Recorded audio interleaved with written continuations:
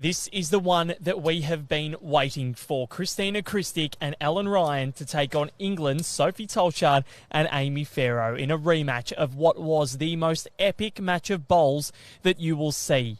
The Commonwealth Games final last year was one of the best exponents of this sport that we've seen in a very long time. It went to an extra end and Ellen Ryan won it with the final bowl of the contest. The emotions afterwards rang true on screens across the country, not just in the bowls world, but all around Australia. It was sensational. I was lucky to be there, and so was this man joining me, Val Febo, Barry Lester. Baz, how are you and how excited are you?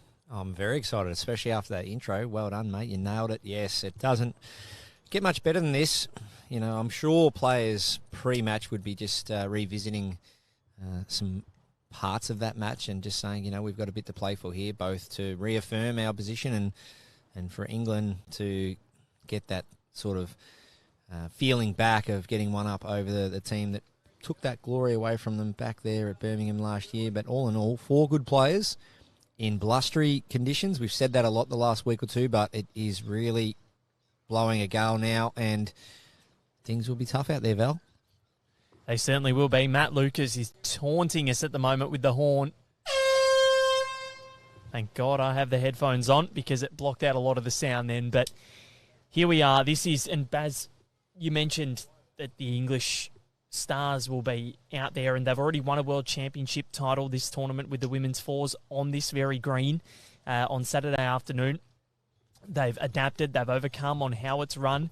The Rixons pushed them this morning, but this is a different kettle of fish because these are the two that stole the victory from them last year. They were ahead by a long way. I think it was something like 12-3. Australia got it back to 16-12. They levelled it at 16 all, and then it was 18 all going into the final end, and the Aussies got the job done. But how would they be feeling getting into this match? Because obviously that is a tough and a bitter pill to swallow. Yeah, and unfortunately, you know, I guess in bowls and especially this format, there's always usually a winner. I know that both teams can come away today with a draw, but not that day in Birmingham. Someone had to win. And it was unfortunate. And that's right, and there was an extra end to determine the match. So players today will know that there are 3 options, win, lose, or draw. Both teams will be trying to get that win, but on that particular day, when you go back there, beautiful sunny day, not one drop of rain right through the Commonwealth Games for the course of the Bowls Championship, which is an absolute rarity. Awesome. And all 4 players making the most of kind conditions and getting the job done. And Ellen Ryan, she stood behind that mat for a good 20 or 30 seconds, composed herself and played a gold-winning bowl for her country, and it'll be well remembered for years to come. But as you said, her opponents, well, they've won plenty of gold, and that came in the women's fours only a couple of days ago. Certainly did, and pardon me, it was 11-2, not 12-3 in that match, but the Aussies got it to a 16-12 lead with a big 4, dropped a 4 the next end, and the drama in that on that one day in Birmingham was at its highest ebb. But right now the situation sits as Sophie Tolchard and Amy Farrow. They just need to keep winning. They're at 4 wins, 0 losses and a bye. 12 points, Australia, 3 wins, 1 loss and the bye. The score difference for the English superstars, plus 65. Australia at plus 32. So a win here for the Aussies would go a long way in determining that these are the 2 nations that will probably go through. Yeah, and the English pair, they'll be monitoring that, no doubt, especially if there's some trends throughout this match that present potentially dropping any numbers. They'll be monitoring the fact that they've got that buffer of 33 shots. Yep. And that's a great buffer, and that all goes a long way to trying to finish on top of the pool. They've got a game in hand, plenty of shots, and as we see there, all 6 deliveries, all 5 deliveries outside the front one in that scoring zone, give him a chance. And that south-easterly breeze is very strong, coming right across the venue. So the players playing in this particular direction with their first end back to the south, they're playing into a slight sort of corner breeze, if you want to put it that way, and they've done pretty well so far. That day in Birmingham saw Sophie Tolchard get the wood on Christina Christic early. And then Chrissy started to work her way into the match, and Amy Farrow and Ellen Ryan enjoyed what was a titanic battle of the skips. Neither could really get in there, and Amy actually saved game with the final bowl of the regulation 18th end. Was down 2, cut it down to 1 with a weighted shot. And then Ellen Ryan with the final bowl of the extra end that we will remember for eternity here in the bowls community in Australia, because it was such a monumental and a momentous occasion to see Australia top the medal tally. And Ellen Ryan, the first bowler, male or female, to win the singles and pairs at the same Commonwealth Games. It's quite remarkable. Yeah, and today, much different conditions. Oh, yeah. This event, obviously now, as opposed to last year, Southern Hemisphere, Tiff Dwarf grass. No big trees to worry about right under the grandstand last year. Sophie Nice. Tolchard, 31 years old, Baz, and Amy Farrow, 42. Yeah, Sophie's resume speaks for itself, claiming gold in the 2014 Glasgow Commonwealth Games in the triples, defeating Australia on that day against Karen Murphy, Lindsay Clark and Kelsey Cottrell, coming away with a gold there at, well, that would have been age 22, so gold medal for Sophie Tolchard at a very early age, 22 years of age, so amazing effort for Sophie, and she's been entrenched in that English team ever since. And you look at the resume of Amy Farrow, and what a resume it is. She's a 4-time Commonwealth Games medalist in 2002. She was bronze in the pairs, 2006 in Melbourne at Darebin, in the bronze in the triples. 1 gold in the pairs in 2010 in Delhi, and then Birmingham last year, the pairs. But the World Outdoor Championships, the World Bowls Champs, a gold in the fours in Leamington Spa, 19 years later, from 2004 to 2023, she reclaims that title. Big weight from Ellen Ryan here in the opening end of this contest. She's underneath. 1-2 England. Yes, so good start for the English. And this match, it is an absolute pleasure to be sitting here alongside you today, Baz, at Club Helensvale and Locke, because all three of us were in the stands last year watching on as Chrissy and Alan saluted in Birmingham, but to be here in broadcast and to call it, I think, is something that we can't take for granted. This is a massive occasion, the rematch of one of the bowls matches of the century to date.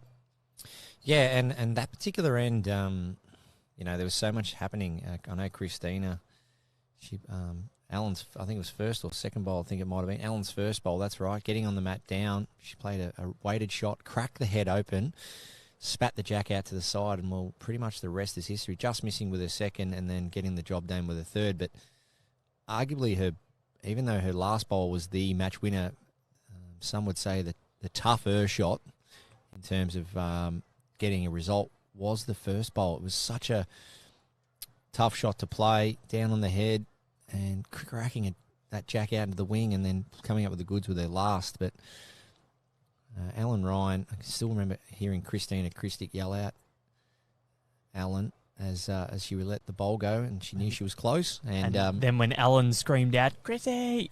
Yeah. And you never hear Ellen make any sort of no noise on the green. So just absolutely sensational. And the beauty straight after all the noise and all the celebrations happened, it was great to see the all four players embrace each other. England could well and truly hold their head high. My God, did they play so well. They played it in a great spirit as well. And one of the best performed games and best spirited games you'll see, correct, Val? And I think Amy and Sophie, they won so many fans that day because of the way that they handled the defeat. And that would have cut them deep. There's no doubt about it. They may show it on the outside, but these results, they hurt.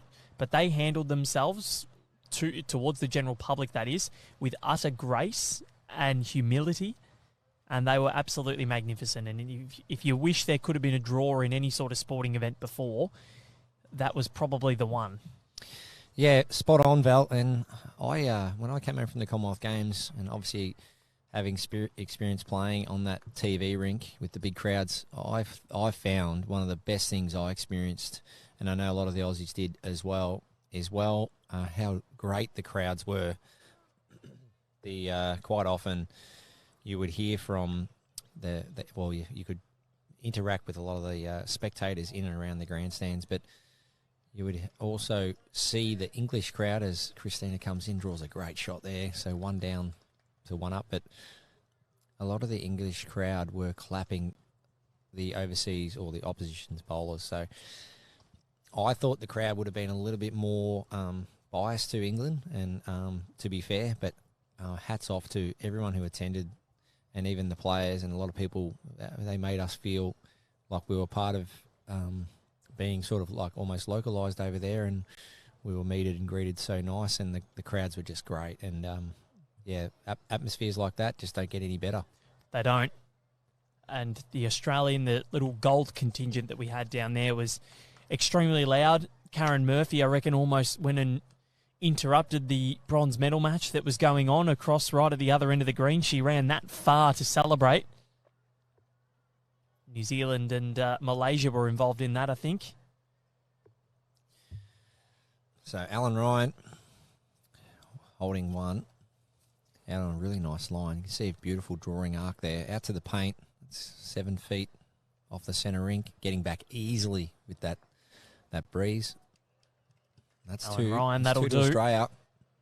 That will do. Now, Australia in that match last year did not wrangle the lead until the 13th end in that match. They went up. That's when they scored that famous 4 and then dropped that 4. Went down 18-16.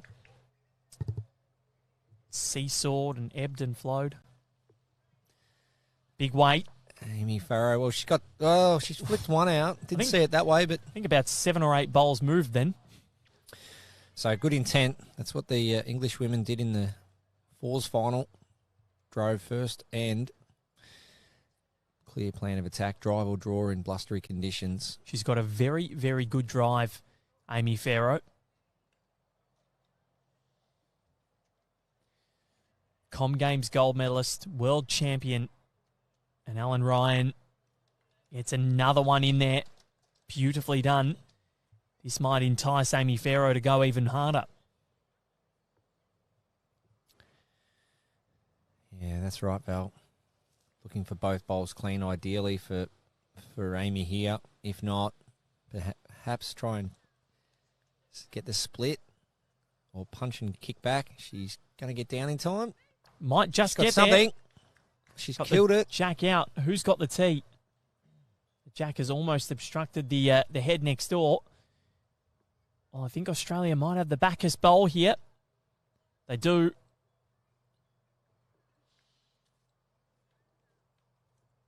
Yeah, hard to tell as you see the blue bowl on the line. You would favour that from here, but it just depends how much closer the red bowl is to us. The angles don't really suit where we are, but that's a very close one. For me, I'd be just favouring Australia, Val. I agree. I reckon that's Australia there. So now it's up to Alan Ryan to at least possibly score 1, or will they score a 2? I dare say it'll probably come down to a measure. Ellen on the forehand, little clap straight away. What does she think?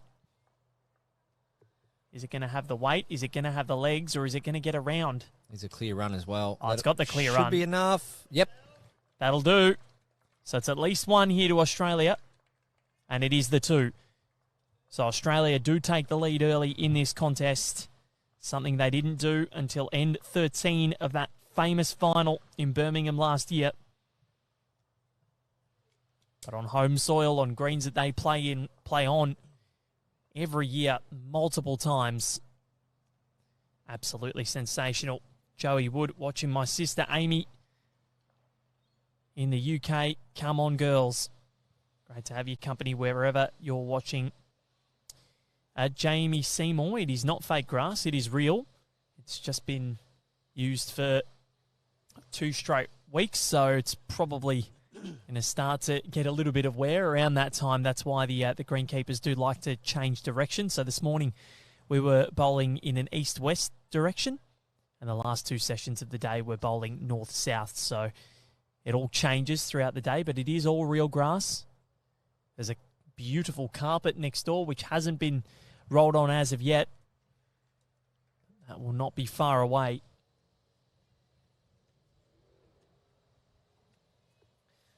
Chrissy, great start there. So electing to play what I would say is the narrow hand, which is interesting to see if Chrissy stays there all match.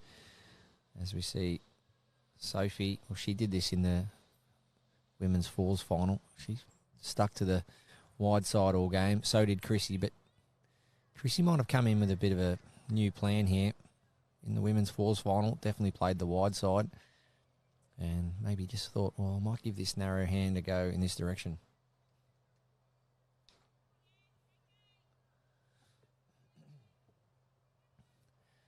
She's paired these up pretty well. That's great shooting, Christina. Now right on the jack.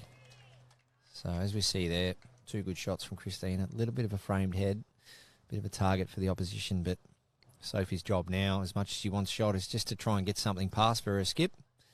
See where they can build from there.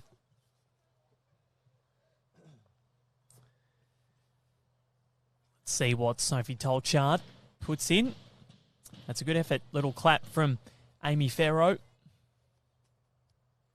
Yeah, well, Amy knows already that there's going to be weight played. There's no doubt about it. It's a 3.5 bowl target. It's quite wide, so at international level, players this ability, it's a pretty wide target for them. So the fact that Sophie's achieve one of the main goals, and that is get past, turn this over the jack. Well, Christine, that's stiff, really. Yep, but it has found its way to a good home. Baz, I want to ask you the question about how... So you see Ellen and Chrissy, they didn't play the first week together with Ellen playing singles, Chrissy playing fours, but Sophie and Amy did play together in the fours. Does that change the dynamic a little bit for the two... for the English pair, because they have already played together this tournament? Does it help? Obviously, we know Ellen and Chrissy have that relationship, but they've already got that cohesive nature in the team. One was playing lead, one was playing skip. So what are your thoughts on that? Yeah, well, they all know each other very well. We know that. Sometimes it can be a good way to refresh, so switch disciplines and, I guess keep things moving forward in terms of just excitement, playing with someone new and so on. But I think all in all, it's ideal that if you can try and stay playing the same position throughout a tournament of this length, playing the same shots, saying the same calls. So which Ellen, she's gone from singles now to skip, 3 bowl and 2 bowl. So her preparation leading into the pairs has been great because she's been playing a lot of 4 bowls. And then Chrissy's being able to go from lead and stay lead. But as much as you want players to play well and you want them to get the job done, a lot of the times we focus on just the bowls' performance themselves, and we forget that wins can come from just players being there for each other when the times get tough, and that's where that chemistry and cohesion you speak about comes into play. So sometimes you're going to have some off games, off days, but ultimately, if you know the players get along really well and they're going to support each other through thick and thin, ultimately that's going to be a huge win moving forward.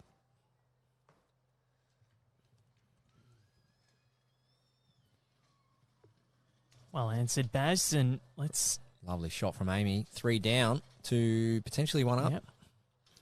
Well, it's close. Chrissy, I think, indicates 1 to Australia. Had one finger pointing up. So, really interesting start to this one. We're expecting a very close one.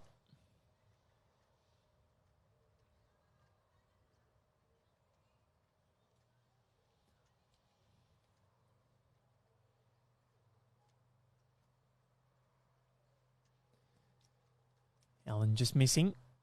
So opportunity now for England to pop in yet another into the head and try and wrestle this shot back. The Aussies lead it 2-1. We're on the third end. We play 18, 2-hour, 15-minute time limit, which we almost hit in the second session in what was an epic contest between Aaron Wilson and Tony Chung. Yeah, Amy, close here, just doesn't want her bowl clean. She needs some jack movement. She might be getting her bowl clean, maybe onto the jack. Very risky shot. She got the jack on the rebound, and that has gone straight to the Australian bowls. Aussies now holding 3, but I reckon Amy Farrow, she might be going big at this, Barry. Yeah, she definitely has to go bigger with her last, but yeah, just a little bit stiff. If anything, to be really critical, probably a fraction heavy, but the merit was there because if she had have sat that nearest bowl of Australia or just trailed the jack, the head would have been lying much better. But they're the little gambles you take in a game of bowls. It's only early. Amy's trying to back herself in there. Just didn't quite come off on that occasion, but knowing Amy and her ability, she won't be far away with the next shot. The 2 Aussies using Dreamline XGs, the Henselites, and Amy Farrow, Aero Optima, Sophie Tolchard, Drake's Pride, Conquest.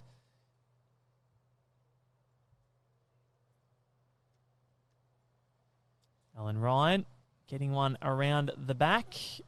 Rockets in. That is a nice home. So let's see what the go is from Amy Farrow. There'd be a temptation to go big and maybe try and get rid of all those bowls. Definitely, Val. You are already 3 down, Amy, so that'll be a big weight. If she can somehow even just reduce, if she's a bowl high, doesn't get the jack, she might just take a couple out. Exactly. Just interested to see which hand it's going to be on, so I'm just having a look here. It's going to be forehand. Gone for it. Big weight, Amy Farrow. Not far away here at all, Amy Farrow. She might get a couple out. She's done that. Oh, she's got 1 out. 1 out. So 2 to Australia. They take a 4-1 lead early in this contest. They raced away against Zimbabwe this morning, 30-7 victory. To get their shot difference back up above 30. Had a bye in the second session. The Aussies leading it 4-1.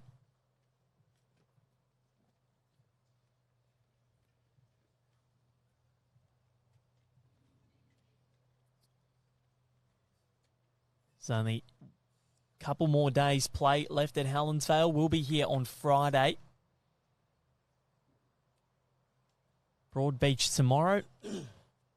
And then at Broadbeach on Saturday and Sunday for the final 2 days of finals. Of course, they are the final 4 disciplines to be decided.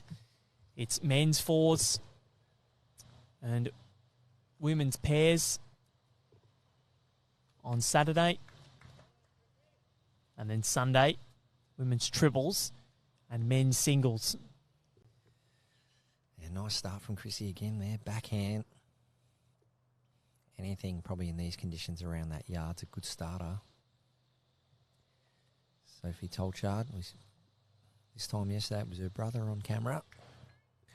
It was, and Sam yesterday raced out to a 12-0 lead after 4 ends against Ulla Backren of Sweden.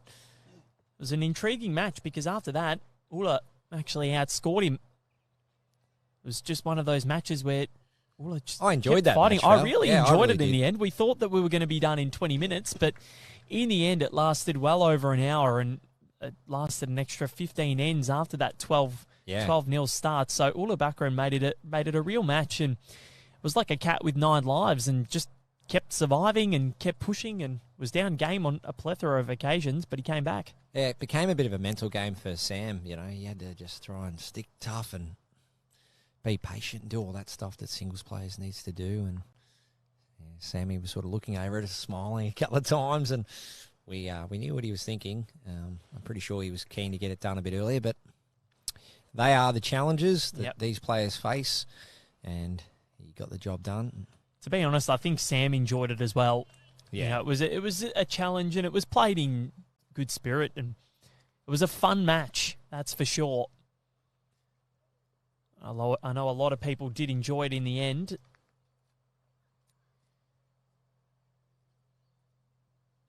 Sophie Tolchard putting one behind. So at the moment, Chrissy just leading the lead battle, or winning the lead battle.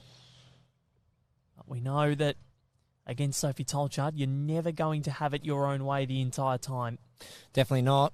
both players. Well, Sophie's been there for a good 10 years now. And Christina, well, she's trying to cement her spot there. And a big performance in this pairs is what she's after. Ellen Ryan on the forehand here. Looking to just slide inside that wing bowl of Sophie's. Australia has already seen Jake Felberg, Jackie Hudson, and their directors Cody Felberg and Rob Hudson go home with gold medals. Jimmy Reynolds, Damien Delgado. And then, of course, the men's triples, Corey Wedlock, Aaron Sheriff, and Carl Healy go home with gold. Every single Australian has earned a medal already at this World Bowls Championships. All the paras got one. Or got two, really. And, of course, the overall. The overall, so they got two. And then all of the Australian Open players will have left the World Bowls Championships with a medal, which is very impressive as they look for the Leonard and Taylor trophies. Ellen Ryan jogs in after this one. Chrissy wants it to hold, and that, look at the turn. Australia holding 3, I reckon. So, Ellen, that's just respect with her first bowl for Amy and getting that bowl to the tee. So that's just saying that Amy got a good hit on her. She's thinking that Jack might get moved out of there eventually. And it shows that she's a student of the game as well, understands the chess game and the tactics. Sophie Tolchard doesn't mind this too much. Well, that works, Val. One way of doing it. That is the boss. And now the good thing for Ellen is that if she wants to, she can drive at it.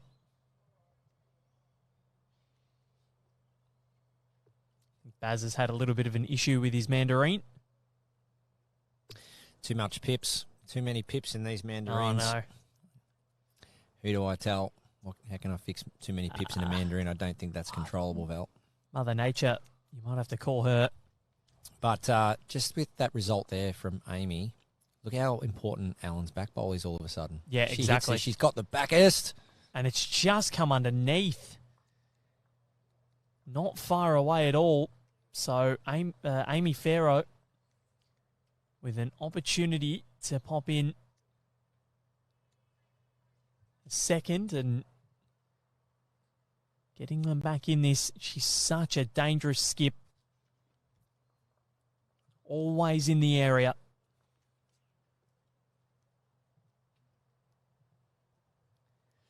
There's not much really on offer here. I think England probably need to score. Just take this one and then grab a length. I wouldn't be surprised if we see England play some short ends here.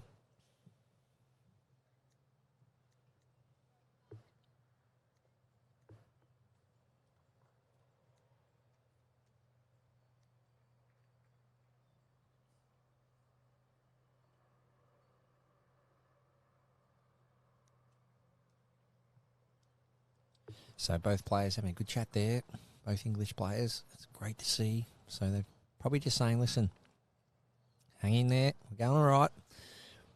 But we need to just tighten up a little. Where do you think it's best to do that? We're going to go long. We're going to go short. Do we try something different? You know, Sophie Tolchard might jump on the forehand. Might jump on Christina's hand. Christina played a great end in this direction previously. So, or Sophie might persist on the backhand, feeling that she'll find it.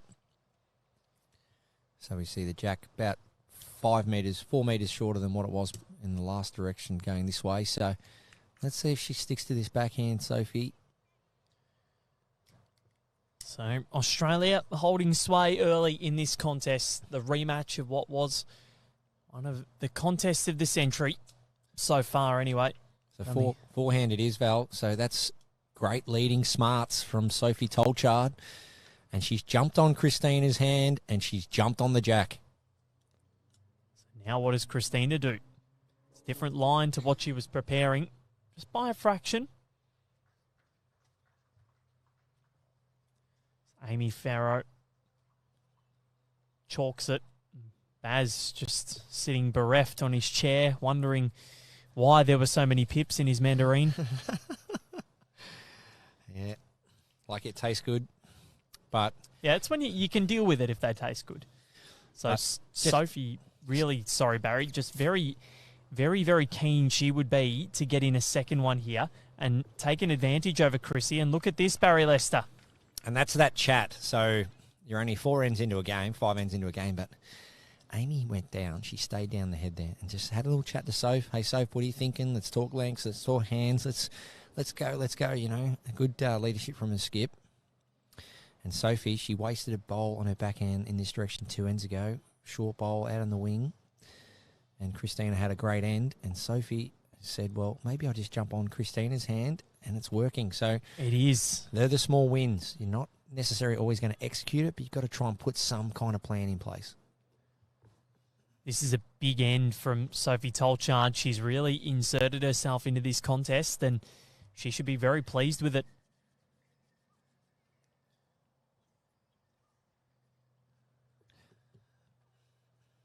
Oh, if she can add another one and cover the jack trail, that is perfectly. And now all of a sudden she's changed hands. You're right, Barry. That's brilliant. Sophie Tolchard, absolutely magnificent. Look at that diagonal line of bowls. Monumental stuff.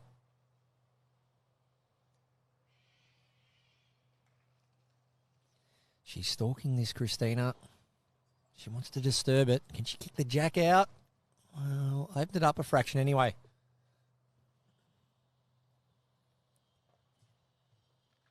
Sophie Tolchard wins the lead battle of N5. We play 18. We saw at the Com Games how important that lead battle was. If you look at this change of hands from the 31-year-old, and it's so important to be able to do that on a dime and on a whim. Sensational from the Com Games champion and the world champion.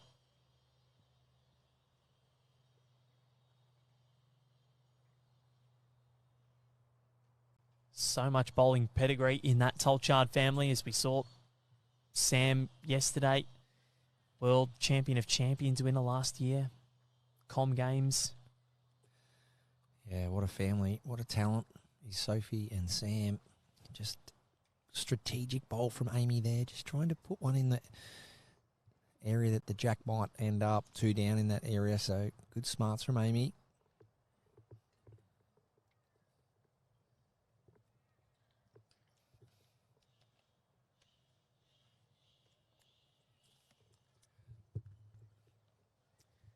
Just noticing a couple of comments coming through here. Just make sure we all stay respectful here. We're a friendly bunch here at Ringside Live, and we like to keep it that way.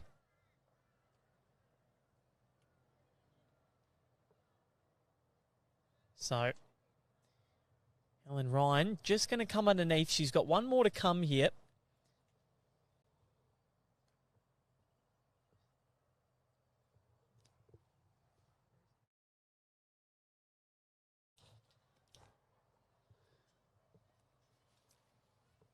Sophie giving the instructions to Amy Farrow.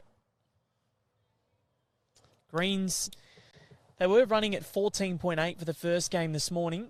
Now they're at 15. I reckon a good 15, maybe even a bit more. But they're running nicely. They're running quick. And Amy Farrow is tracking okay. He's just going to run underneath.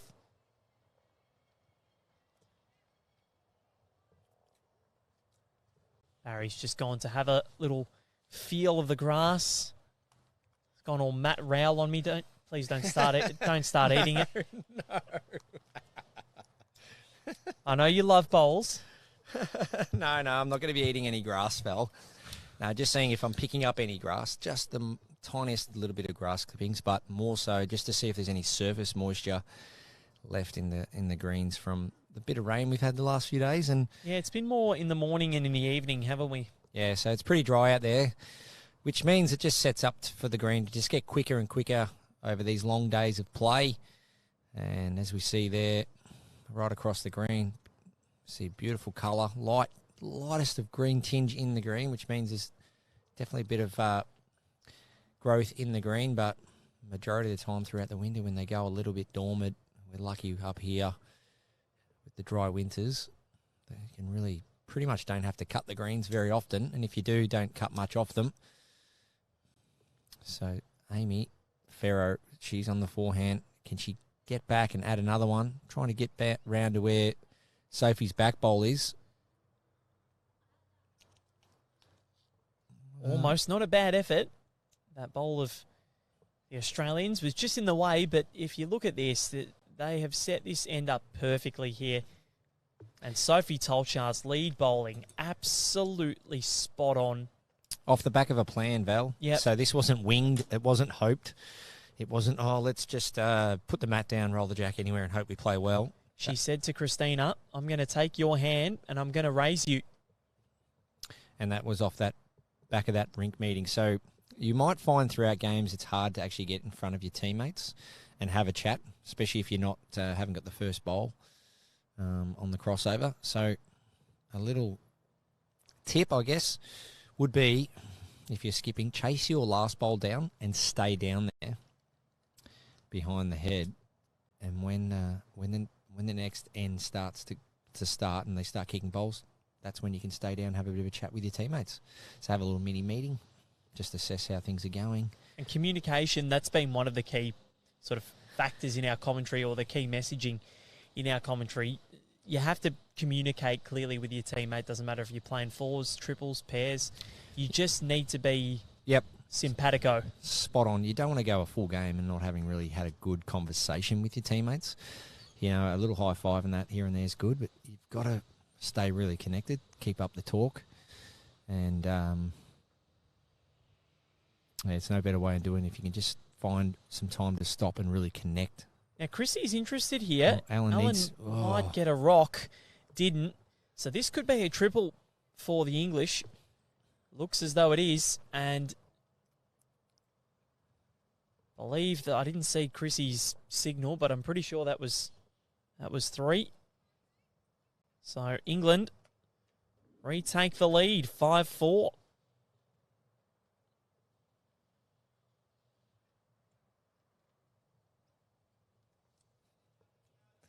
Interesting start to this match.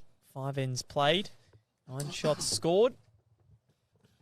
5-4 buffer in favour of Tolchard and Farrow as they look to get one back on this Australian pair that denied them the Commonwealth Games pairs title. Yeah, it's hard to believe it was more than a year ago, Val. It really is. It really is. It's just gone so quick. But here we are on this. I wouldn't say the second biggest stage, but arguably just as big, if not bigger, more countries anyway. But Games, maybe harder to win. Games for the players, you know, from a commercial perspective is phenomenal. Yeah. Like I just remember Anna Mears, Petria Thomas, Steve Monaghetti. They all turned up and sat there in the crowd and cheered on Australia, and some Australian legends of swimming and cycling and, of course, marathon running. So big names in Australian sport, and they come to watch our bowlers, and that's the beauty of the Com Games, that cross-sport interaction with all the other athletes. And our actual village there last year, we were lucky to get to know the rugby sevens players and the wrestlers and everyone else. And, and Val, you got to rub shoulders with a lot of the media personalities and media team from other sports. No, it was great in terms of networking and doing all that sort of stuff. There was Xavier Cordia from cycling. That's right. Yep. There was Georgina and Millie from netball. It's great to meet all those people and even some of the athletes as well. So getting to spend a lot more time with Barry Lester as well. Yeah, Christina on the back end again. Just ideally trying to spring the jack, but also you run the risk of not getting another one in there. But good track for Christina. Ideally find another 4 or 5 feet, get another one in there. Try and just tighten things up for Ellen. Give her a chance, but Sophie will be looking to do the same. Here we go. She's chasing after this one. Doesn't want to probably fill that gap. Doesn't want to flop off the shot. Well, that's pretty good too. Yep, good home. But yeah, the village life at the Com Games was something different and something that I never thought I would ever experience in terms of either an Olympics or Com Games. But it was quite special, and something that I'll treasure for a very long time. No, you and Locke did a great job.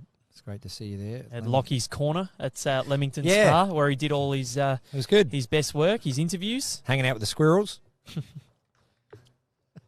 Squirrels everywhere at Leamington Spa. 5 bowling greens in one spot in a park. Yep. Amazing. What a facility. It was sensational. So that's a great shot from Christina, just closing up that gap a little, which makes it a little bit more easier for Alan to come down, turn the red bowl up onto the shot bowl, maybe just squeeze the jack out of there. As we see Sophie, no doubt, getting a water or refueling of some sort, maybe having a chat to her coach. Yeah, she's having a drink. So long days. These players are on their feet. I know a lot of these players are out walking of a morning and stopping for some breakfast and then jumping on their team bus, getting to the venue nice and early, having a stretch, warming up. So it's a long day. Then back to their rooms, dinner, team meetings, recovery. And by the time you probably have a shower, you've hit a wall and it's time for bed. So very long days. And these players in their training and prep and everyday life, always trying to look to get the best out of themselves. So come game day and event day, they can get the job done for their country.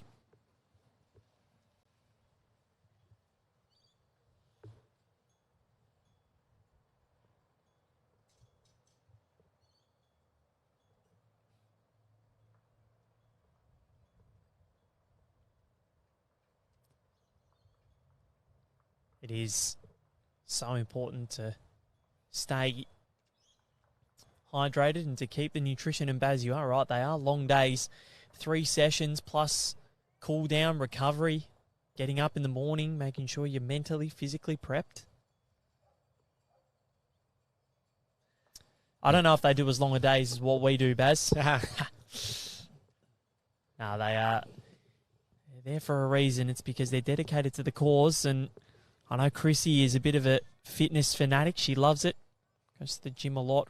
Keeps herself in tip-top condition. Alan Ryan with weight here. Looking to change this head up. Ideally get the jack out of there. Needs to hold. She may get some sort of a result here, Ellen Ryan. She is tight, but she couldn't rub off that front, and it's gone through the gap. She gave herself a chance. Oh, we saw a couple of those in the middle session with Tony Chung, where those sorts of bowls worked for him. She had it in the area there, did Ellen Ryan. Doesn't really need to do much more with her last. Almost perfect there, Val. Just clipping the front. But as you see, 3 good seconds there. So England need to do one of 2 things. Protect that vulnerable bowl of theirs or get another one in there.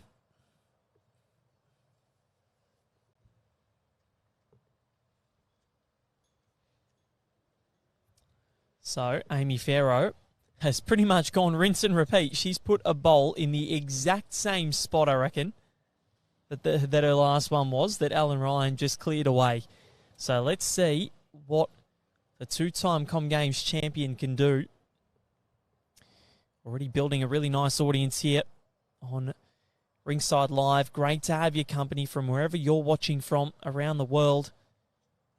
I know it's very late in the evening in the UK, but I'm sure we've got a few people watching from Torquay or family members, friends, or just avid bowls fanatics. I've loved every second of this World Bowls Championships and being a part of it, seeing it for the first time in 7 years. The last time this tournament was staged, Barry Lester, I was just graduating uni and was yet to sort of get that full-time employment, and now here we are.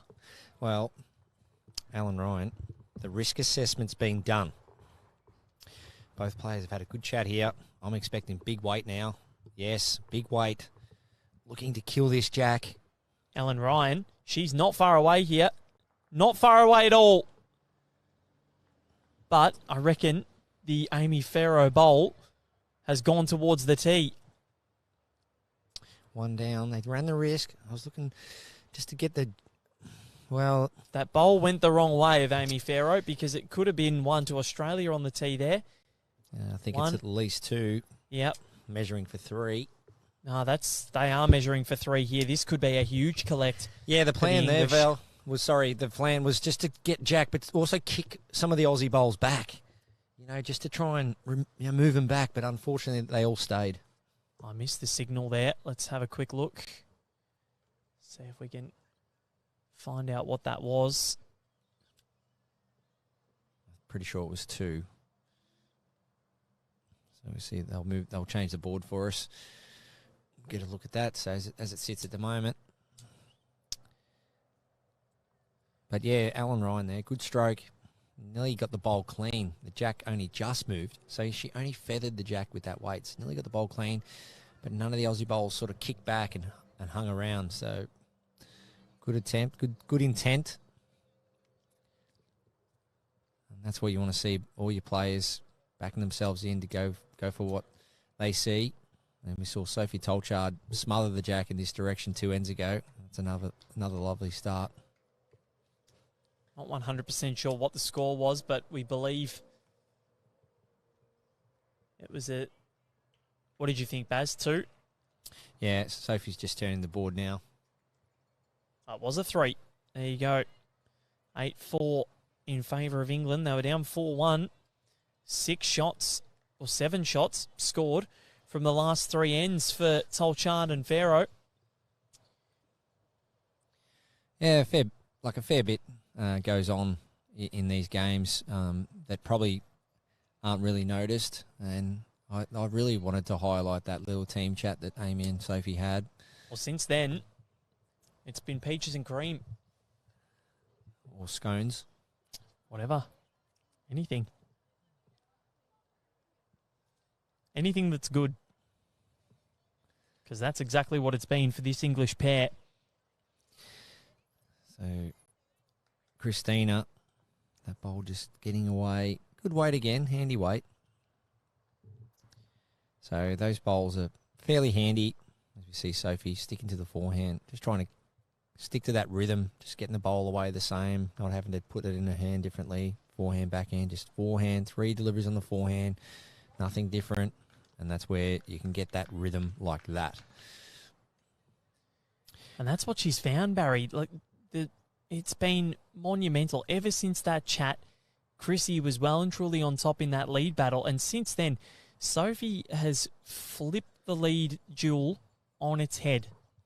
Because, Val, like some players might swap and change all game, forehand, backhand. But the actual act of delivering a bowl on the forehand versus the backhand are 2 different things. So that's why in a perfect world, if you can try and play forehand all day or backhand all day, but that's nearly impossible to do. But there's no embarrassment or there's no qualms when it comes to if you have a favourite hand, a forehand or a backhand or whatever it may be, own it and do well at it. Try and get going and getting your job done playing either just the forehand or the backhand. And as we're seeing with Sophie here, forehand in this direction in the last 2 times, she's had 5 bowls inside 18 inches.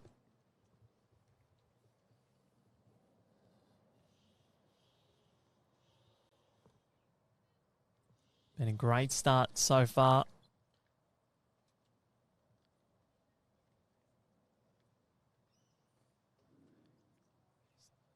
Tolchard and Farrow really opened the gate, and again, like they did in that Commonwealth Games final last year, they edge out to a bit of a lead. Will history repeat itself? It's a good effort from Alan, just having that bowl go through the gap. So as the head sits at the moment, it's just still a dead draw. There's no real targets.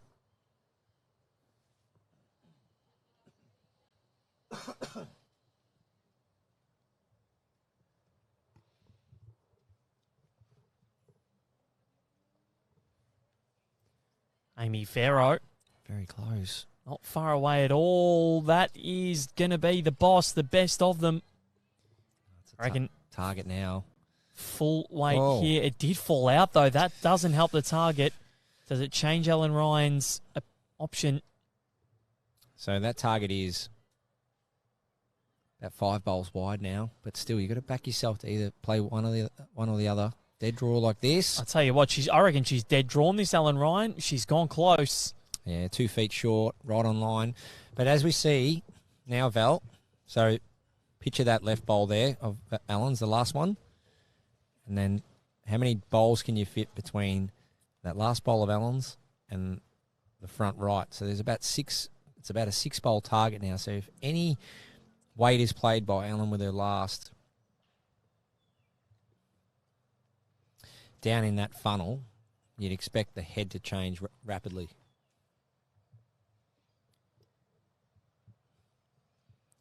So, Baz, check your watch. What time is it? Yeah, not far away.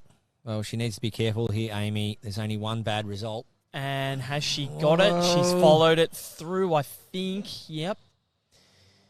But Lockie Williams pointing me to the watch, saying it's nearly 4, and saying that we've been alluding to this whole tournament. A yard more after 4. So Amy she had to be careful then. She didn't want to tap that front bowl up of Allen's. She got around it, but then collected the jack.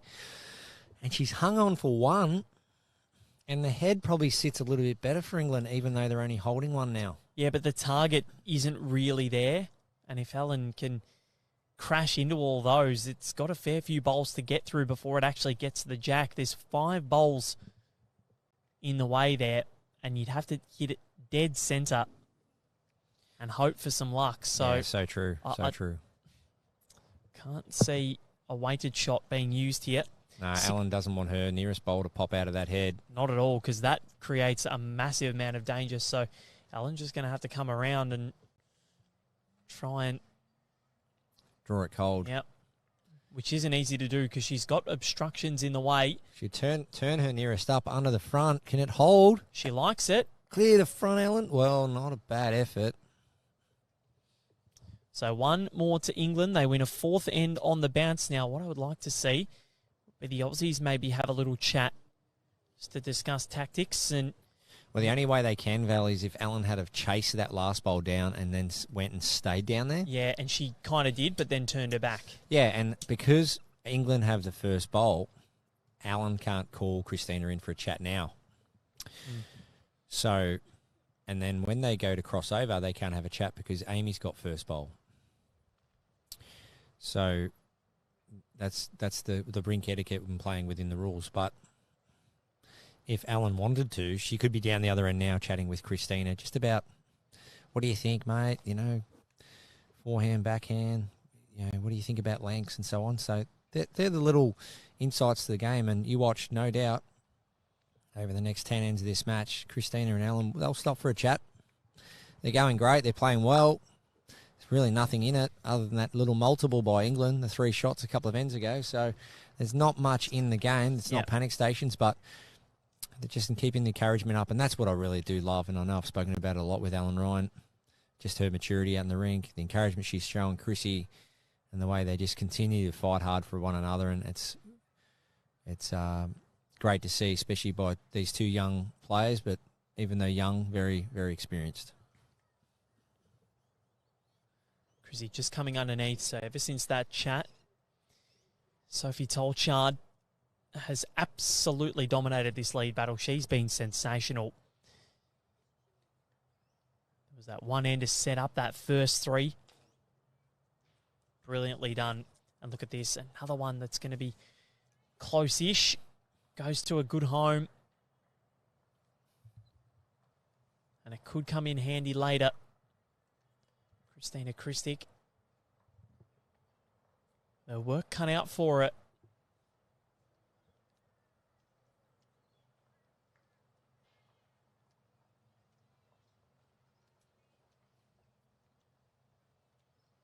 It's not far away here, Chrissy. Ellen Ryan doesn't mind it. And again, they're just continuing to run on here, these bowls. You think they're going to pull up, but just that little bit of extra run.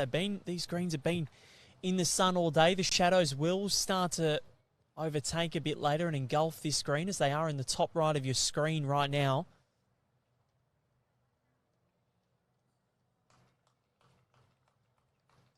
But Sophie Tolchard, absolutely brilliant.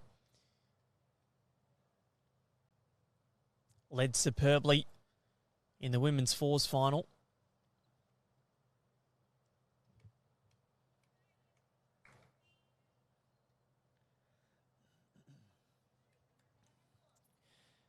Christina needs to get there now. Oh, it's a nice shot. Great shot, Christina. But again, look at how they keep running through here. You think they're going to pull up? Green speed at the moment, Baz. You reckon still around that 15? Yeah, 15, high 14s. But yeah, I'm a little bit surprised, like you are, Val. I just didn't expect that sharp turn coming into the headwind, but I'm just getting a sense that it's just a bit more protected as the jack gets deeper up the green.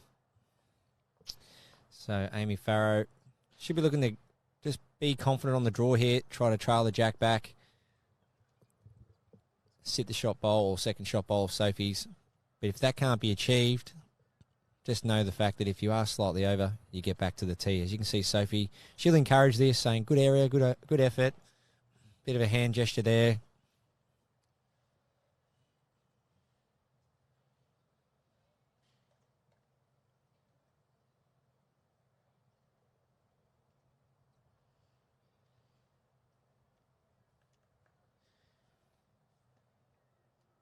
Ellen Ryan, as one of Sophie Tolchard's bowls falls out. See it randomly move. That's, I think, the second time that's happened. Ellen, let's see what she can do here. This is so important. They've lost 4 ends on the bounce here, including 2 triples. She's not far away, Ellen Ryan. It needs to turn. Great she shot. sits the bowl and secures it. Brilliantly done from Ellen Ryan.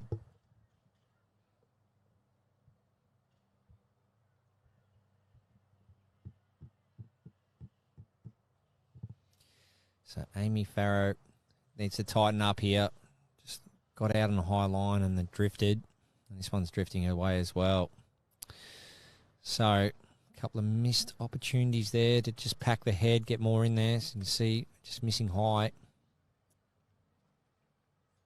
Have a look at the replay here. She got her line perfectly there, did Ellen Ryan. Yeah, got the bowl well. Not quite sure if she hung around to count. That front left bowl of Sophie's, I feel, is third shot. Great shot from Ellen Ryan. So looking to add in yet another one here and try and rectify this situation. They're down 9-4. That one again going to, like Amy Farrow's, going to hang out wide, but I think Ellen Ryan might have just given Australia the tee.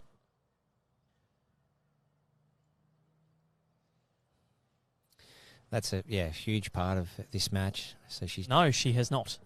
So I would have thought, and once again, Val, how good is this? Up the front of the green, doing their little risk assessment. What if the jack goes to the left? What if it goes to the right? If we get both bowls, make one. What if we get the jack right back? Or we only go one down potentially. If you kill it, you make 2. So 3 or 4 options would have been covered, and now the shot's been made up. And then it's a case of just getting the job done now for Amy. So here we go. Big weight, looking for both bowls. Or the jack. She wants both bowls. Amy Farrow. She's got one. Got one out. So, nicely played from the English skip. Now, let's see what Ellen Ryan thinks. There's a world of room here to score and to just get on the board, which is all the Aussies need at the moment, just to get the mat back and dictate the length. Amy Farrow comes and joins Sophie Tolchard on the bank at the head. And they'll watch Ellen Ryan as she sends down her final bowl of this 8th end. Of course, we're playing to 18 to our 15 minutes, the time limit on these sectional rounds. Of course, we'll play out the full allotment of ends because shots up matter. Really important. the Australians can get a result here for their own personal hopes of progressing. Allen wants this one to hold. It's trying to, but I'm not so sure. It's close. It falls. Chrissy claps it. Very close. Yeah, I think so. Has it done enough? High five, an elongated one at that. Sophie Tolchard says, no. Let me measure this first. And I like that from Sophie. Straight in there. Wanting to make sure. One kicked out. 9-4 the English lead. 2 kicked out. And that is a 2 to the Australians, who desperately needed it. When they're scoring in 2s. And it's 9-6 in favour of this English pair, Sophie Tolchard and Amy Farrow.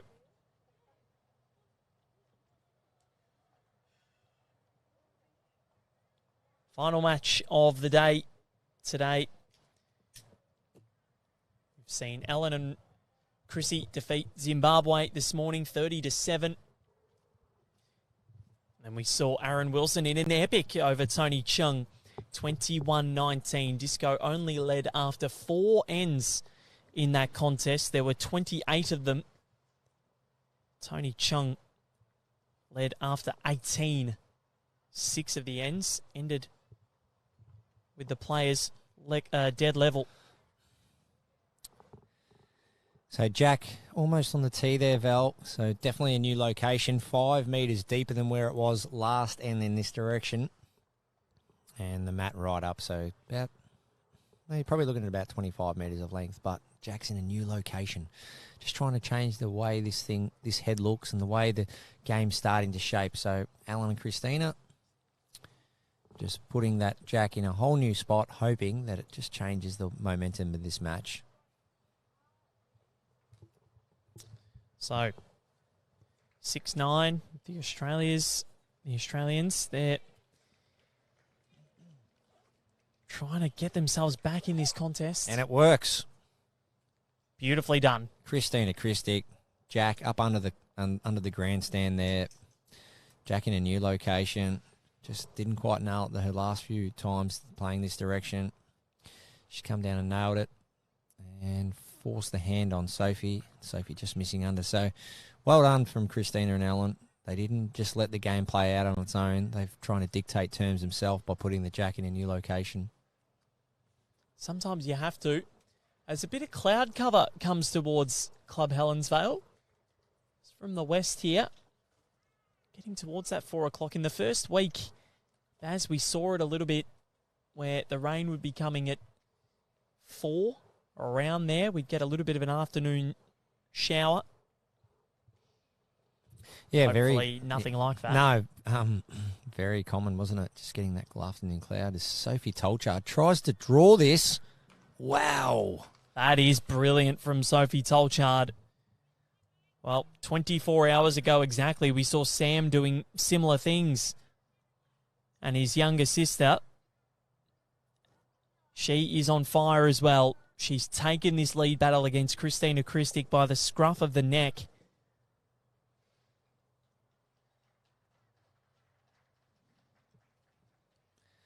So, back end it is for Christina Christic.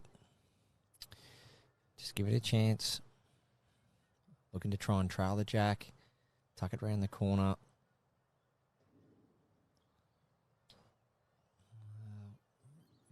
It's going to finish in a good home. Get around that bowl and it's perfect. Well, that's his really good plan B if you're not getting these shot. As we see Sophie now try and add a couple of feet and get to the danger area.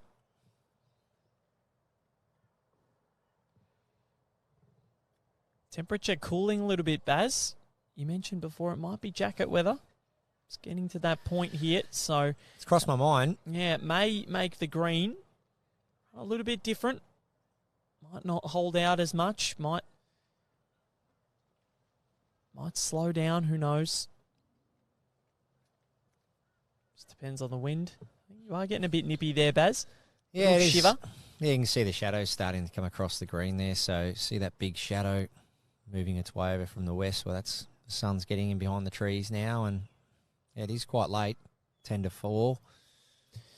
Almost getting to Yardmore territory. It is. And you'll see the first sign you usually see when the green's starting to just slow up a little, and like you say, the temperature's dropping, is how the bowls sit on the grass. You can just see the bowls, it's like they're slowly sinking. They go from standing right up on the running surface to just sinking a little bit into the grass. That just means the grass softening a little because the leaf is just starting to stand up. And, of course, as the leaf stands up, the speed of the green will go down. So just be wary of that. And there's a few ways to combat that as the green slows down. Ideally, probably keep the end lengths short or shorter, or just remember to, in your technique, just to keep pushing forward with really good momentum. Keep extending in your delivery and keep stepping with really good purpose.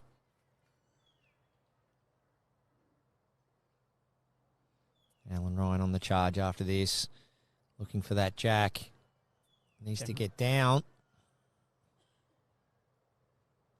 That hand out there, not holding or not swinging back as much as towards us. The forehand for Alan Ryan out there, just not. Oh, sorry, backhand, I should say. Yeah, good call, Val. Yeah, it's not quite as sharp as previous days because of the speed, but Amy Farrow, she needs another one in there. She probably best to do it now. Well, not quite. So Australia, this door is wide open for Alan Ryan to come down on her backhand, trail this jack. 4 bowls waiting. That is the opportunity that faces Alan Ryan. Just leaving the head. She knows what she has to do. Good speed. Just bring it in a bowl. There is a big collect on offer here for Alan Ryan. A massive one. If she can get it, could flip the script yet again. And it's off the back of Christina Christic. It's with her lead prowess. Has Alan gone too high here? Probably quick, if anything, Val. That's for me. That line probably would have worked. As you see, she's probably just overdone it. And I wouldn't say a missed opportunity there for Ellen because it wasn't an easy shot. But Ellen, yeah, she'll be thinking, wow, I would have loved to have played that shot. And probably everyone would have loved to play that shot. It's one of those shots that, not many better feelings when you can trail that jack for a number. It's just a good feeling. But that's okay. There's Amy Farrow. She's trying to draw another. She needs to get down quickly. I think she has. Yeah, that's a great shot. So that probably gets in. If not, it's close. Taking one out. So that's the front red versus the other blue. The blue at 3 and 6 o'clock.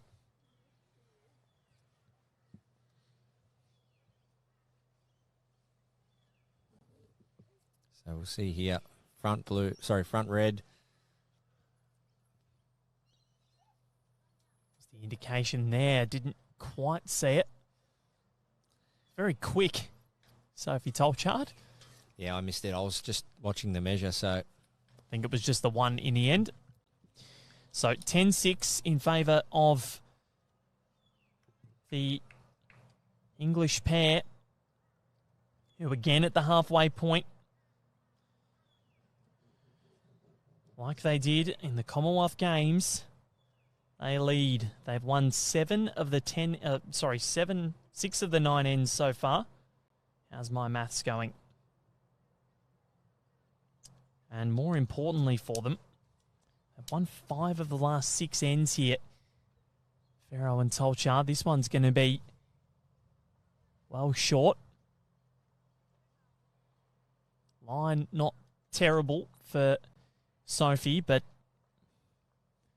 I reckon she would have liked to have done a bit more. Now, Chrissy can jump on this.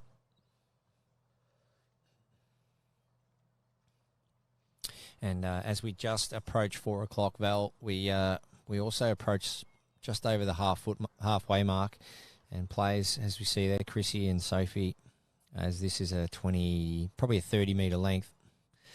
being stretched distance-wise and being stretched with the conditions. So this green now just starting to slow down. It's been a free-running surface all day. And as you see here, nice correction from Sophie. Probably dropped maybe a half a second, which equates to around about 3 feet. Well, I'll tell you what, Baz. 3 feet of run on. You mentioned the halfway mark. Well, the time limit, 2 hours, 15 minutes. Well, we're running at an hour and 7 minutes so far. So we've just ticked over the halfway mark. Something to possibly keep an eye on. Yeah, and that's right. And, you know, the coaches, team management, they're right across that. They'll be just monitoring, as Chrissy just shaves the back of that, Jack. They'll be just monitoring that, just saying, you know, not in the way of they should probably do anything different. Just give them a little tap of the watch, just let them know, you know, halfway or you know, half an hour to go, etc. But the players, they'd be across it anyway. But also you can look at it another way, that the clock will be what the clock is. You don't let the clock dictate how you play. And ultimately, hopefully, the clock doesn't come into play. But it is another area of this match that in all their lead-up games, warm-up games, practice matches, and formats such as Trans-Tasmans and so others, that the players are getting more and more accustomed to playing under time limit conditions. And, you know, if I look back to when I first started playing the game, you know, time limits didn't exist. And respots didn't exist either. So you could bash a head up, kill the end, and keep doing it all day long if you wanted to.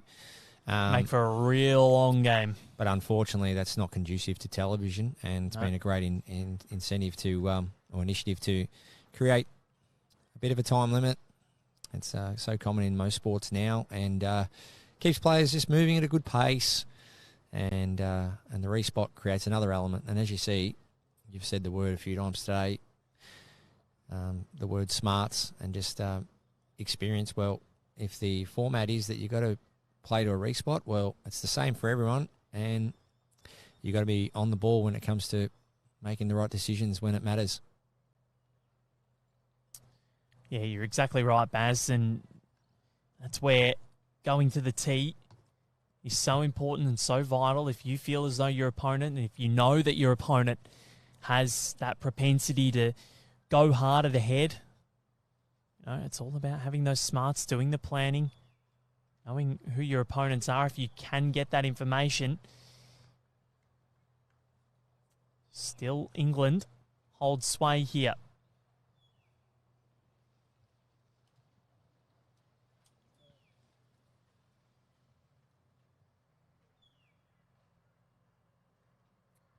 Aaron Wilson currently leading Dan Salmon. If you want to have a look at the live scores, world2023.bowls.com.au as Amy Farrow, like the Pharaohs back in the day, getting an applause as they stride by. Sophie Tolchard gives an applause.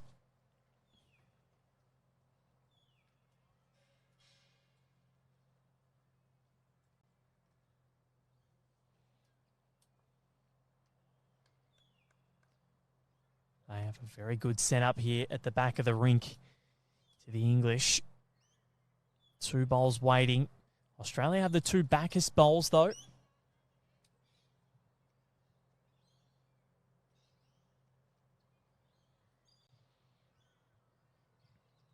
Sophie is going to get Amy to come up and have a look, and I like this just to make sure, remain calm. End at number 10. And we sit with an hour and 4 minutes to go.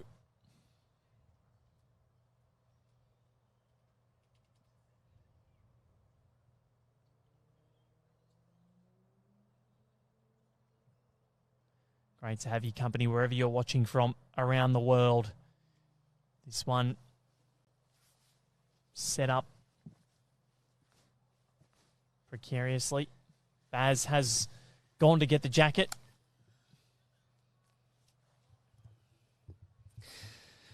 That's better. just because we're sitting in the shade. But it's nice in the sun, but if we're out there, I wouldn't probably just need it. But it's that southerly breeze that's keeping the air cool there, Val. Yep. And if it was coming from the north, it'd be beautiful out there. But it's funny, out here the other day, it was quite warm out in the sun on finals day on Saturday, and then sitting in the marquee or under the marquee with the wind breezing through, it was actually quite cool. Jan Moore watching from Pakenham down in Victoria. It's a really important bowl here for Alan Ryan, because look at the way that this head is set precariously. Now, England actually, if you see the picture in picture there, thank you, Locke. You see the picture in picture, England actually do have the Bacchus bolt. There's a lot of people in the way as Alan Ryan goes with weight, and Sophie Tolchard will keep it protected from us. Not sure what the result is. There's the result. Back on the tee. Australia, I think, have it covered.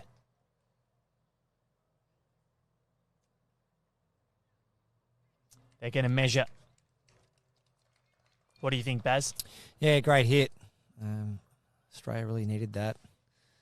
Big number down, 3 at least. So this could be 1 to Australia.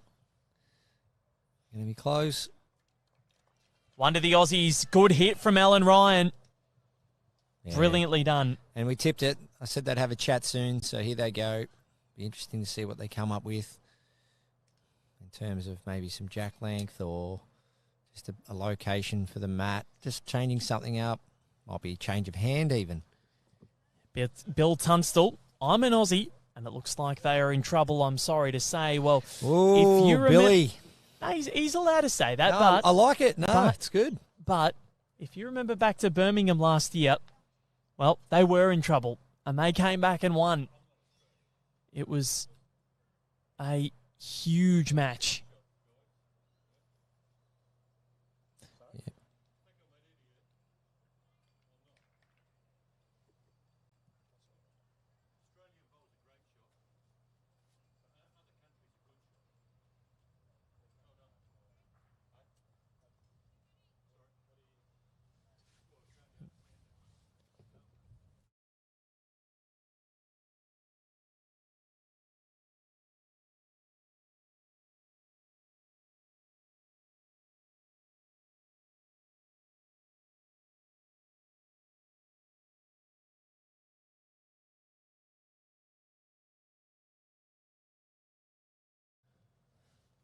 Our first heckler, Baz. Wow.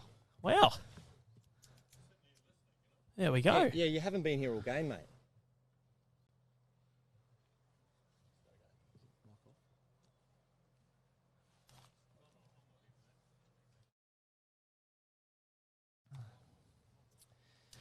How's that, Baz? Well, we've sat here all game praising all the players. I know. And talking about how well both teams have been performing, as well as this game and the game in Birmingham last year. And we've just got a little bit of trouble in the crowd, I guess you'd like to put it. But anyway, we'll move on. That's a first for me, Val. Yeah, me too. You get everything. Everyone's entitled to their opinion. Oh, well. And that's just on that, though, Val.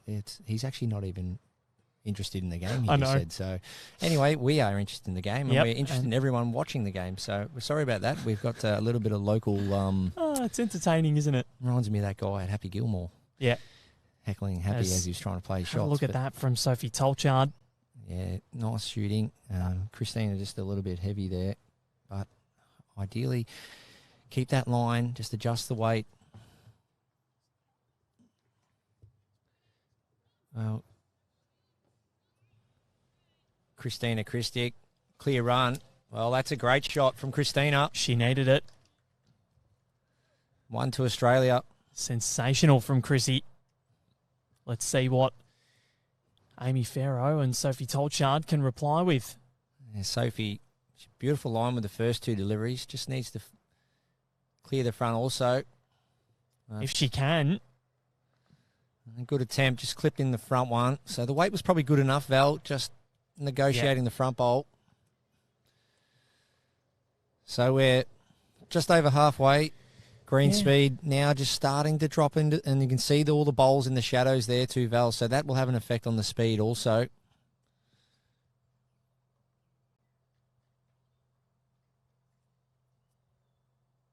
As we see Australia holding one.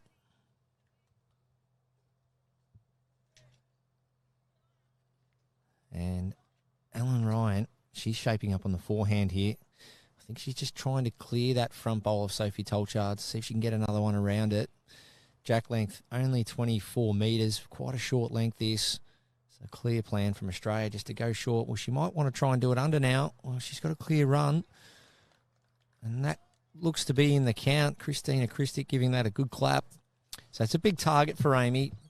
You know, we've sung her praises so many times, especially in the women's fours final the other day and again today, about how well she can hit. Such a great hitter is Amy. And we saw it in the Com Games final last year too. She's got a very good drive on her, does Amy Farrow. So I think she'll get into it with her first bowl here.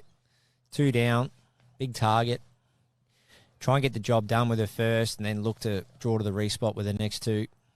And if she doesn't, I think it might be weight to the respot. If she misses, maybe to get something back. So it'll be playing on her mind that respot is so important.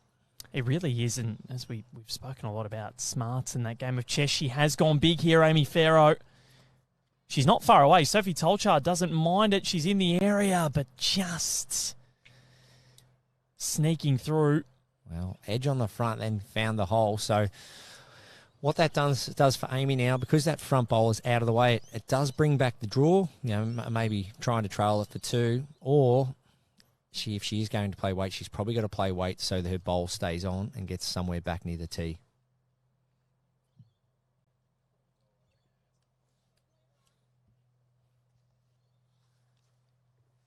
So this is sat precariously here.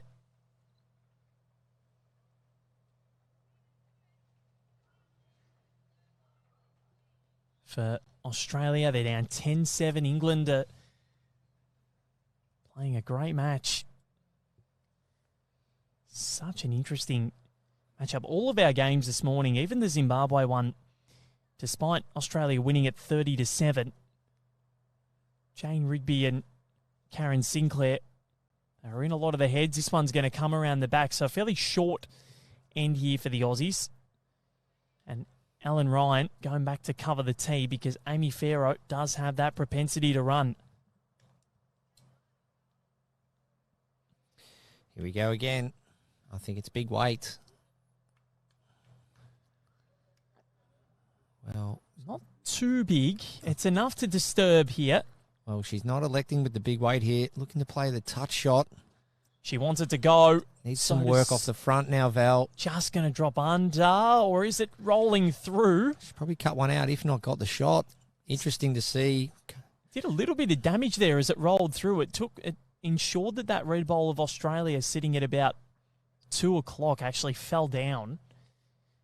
So she was in the area. They're going to have a look and see. This will determine what Ellen Ryan does with her next.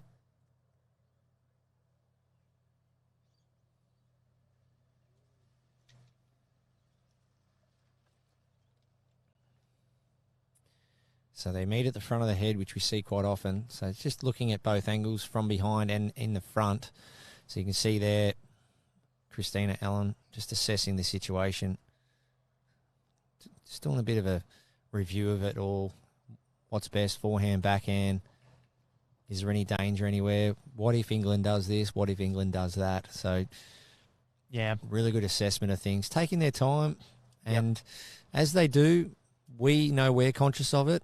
And like I said, they don't really need to control what they can't control, and that is the time. But all they can do is try and play each shot on their merits and play it with as much thought and process as possible. So we're going to see here, Ellen Ryan, just going to have a chat to the coach as well. So this, now we're on the 11th end. This is now where ideally you want to be, if you're not in front, you want to start to try and kick away. Yep. And also time is actually coming into it, Baz. We're at 4:06. So we've got 53 minutes left and we're in end 11 of 18. So there's that's going to come into factor here. And of course, if the hooter goes before the final end has begun, that 18th end or whatever end we're on, that won't get played. So very interesting.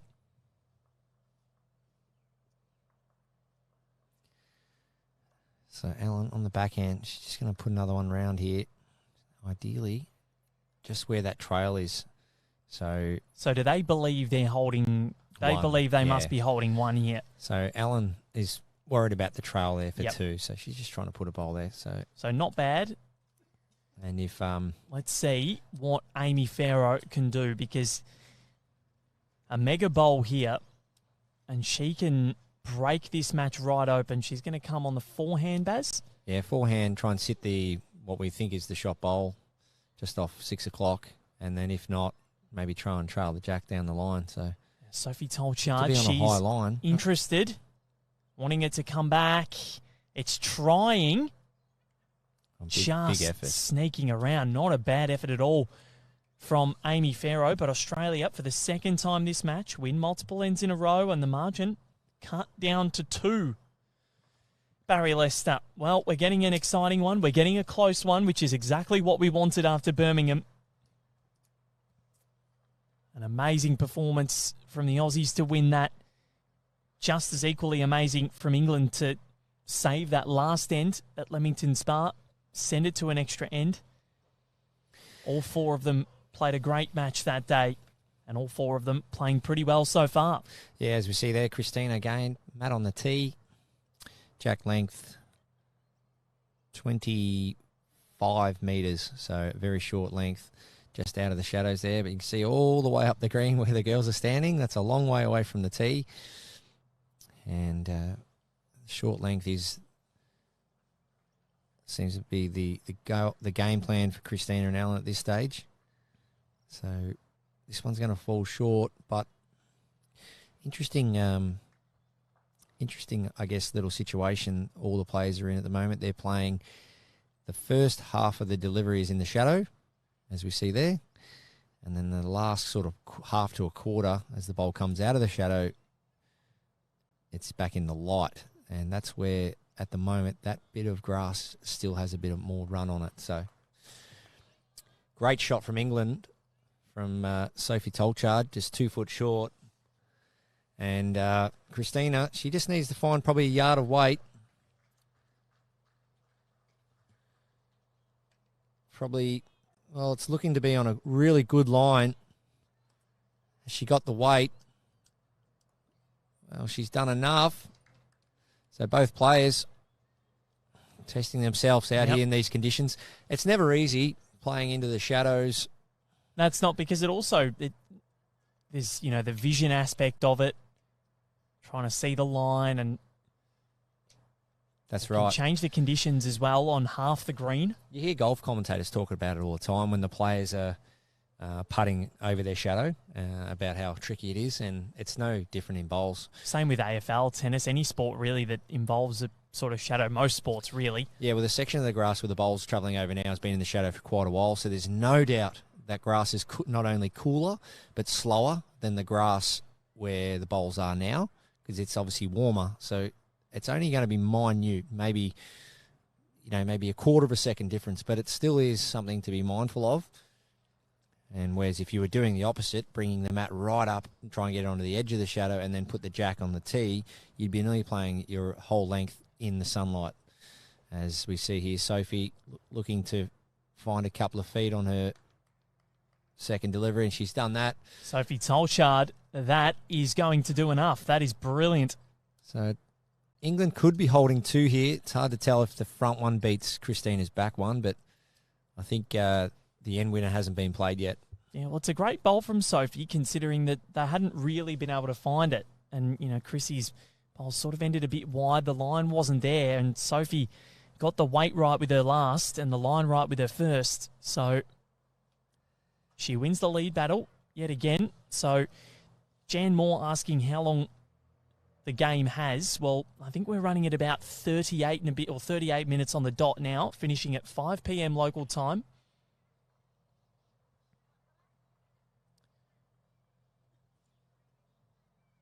Alan Ryan going underneath. So Sophie Tolchard has really found something this length that the Aussies haven't. Really impressive. Ever since that chat, Barry Lester, that they had after N3 when the Aussies took a 4-1 lead, she's been mighty.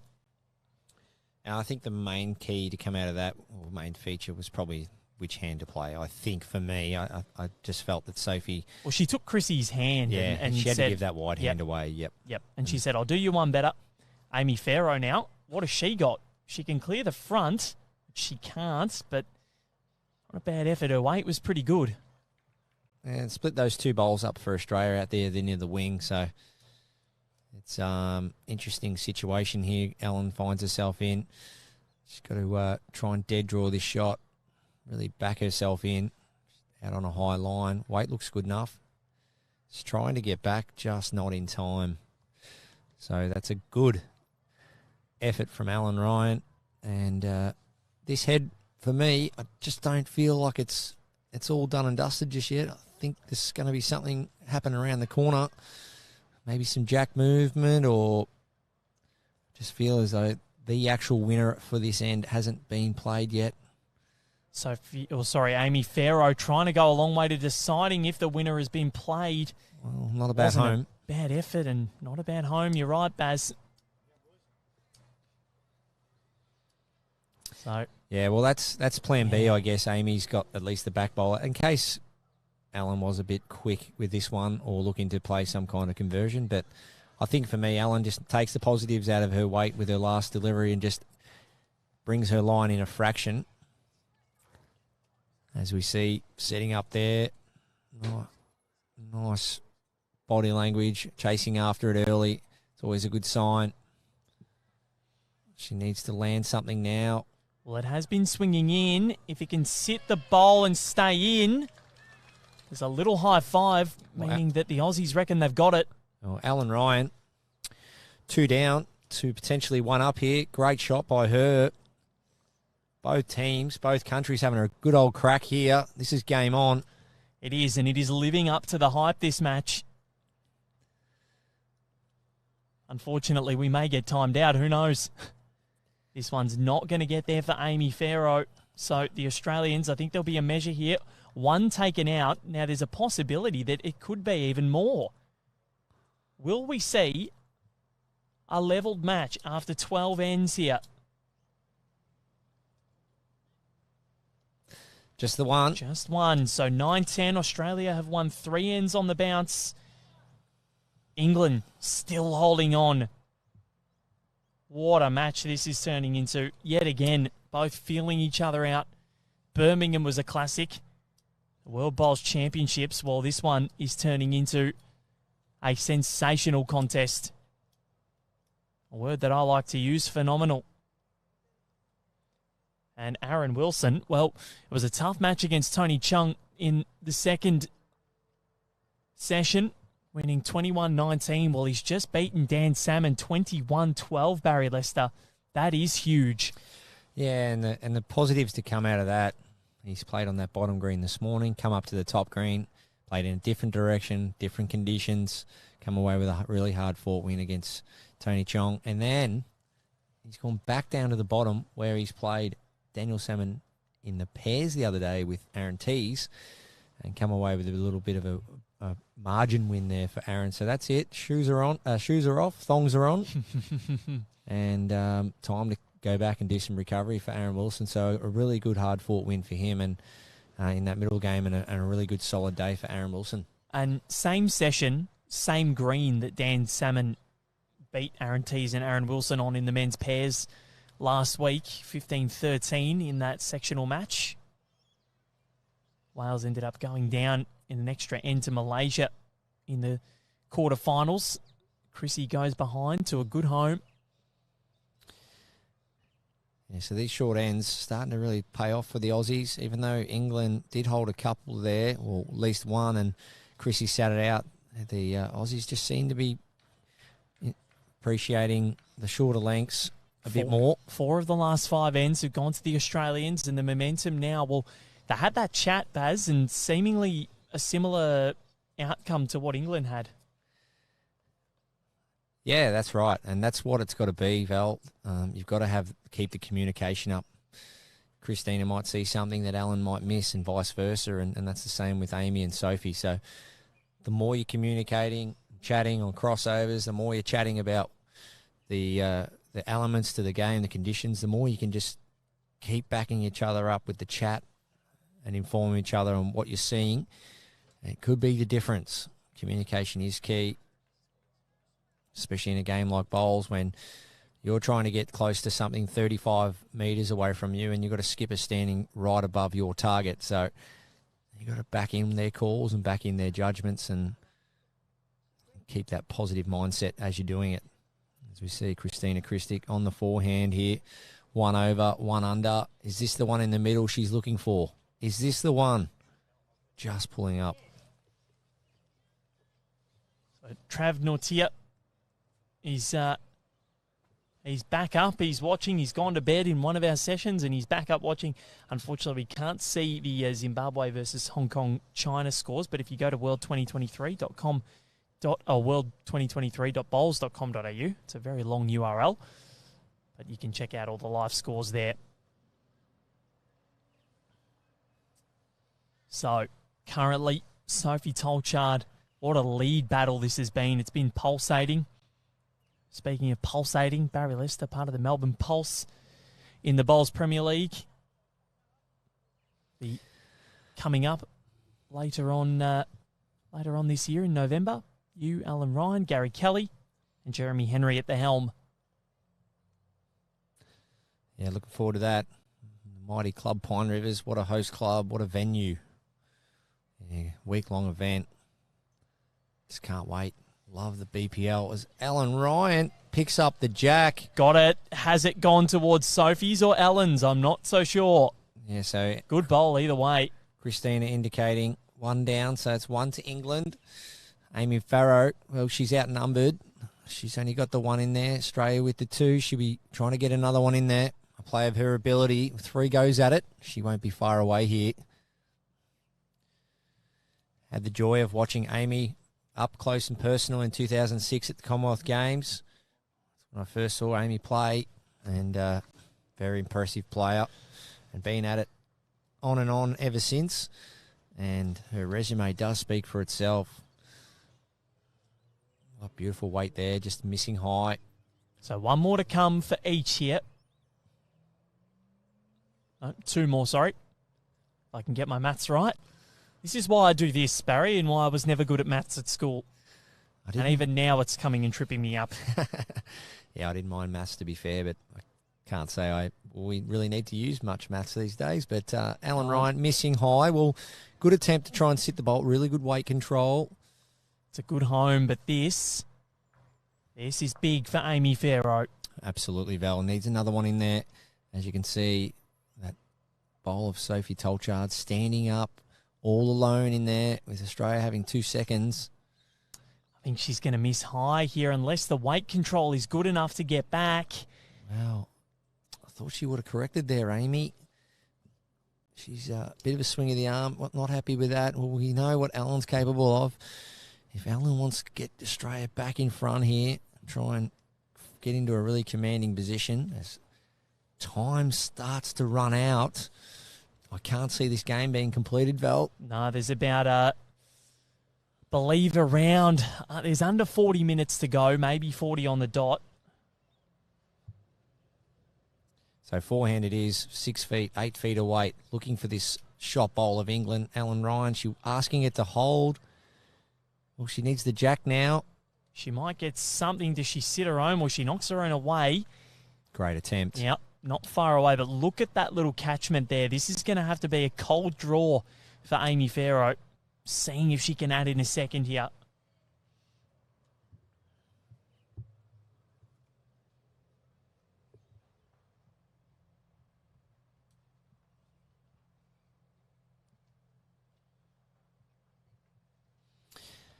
Okay, Amy looking to put another one in there. 18 inches of room to count. Just needs to be careful with jack movement. Well, she's heavy. Well, still. It was a good effort. still favour England there. Yeah. She'll be very disappointed if she's given it I away. think she has. Wow. Too much weight. I thought that might have been an all right effort, but that's a disaster scenario for Amy Farrow. And Australia win a fourth end in a row, a fourth single in a row. And after 13, Barry Lester, with 5 to play. Oh, wow. She'd be It's very 10-all. disappointed. Yeah, Val. From just a momentum perspective, Yeah. could have nearly not played that last bowl. Just grab the one, grab the length. I know that if they had won that length, it would have been definitely a big change up when it comes to the ditch length. As we see Sophie just chatting to one of the officials there, looking at her watch. Yeah, well, Sophie's just sort of indicating there that she sees the Aussies just having another chat. Maybe Now, this is just as tense as what the Commonwealth Games final was last year. It's been a great contest. Again, it's living up to the hype. We were, when the Anthony Hudson call, who would have thought the sequel would be just as good as the original? Well, this has been a great contest. Again, we're going to have the drama of the time.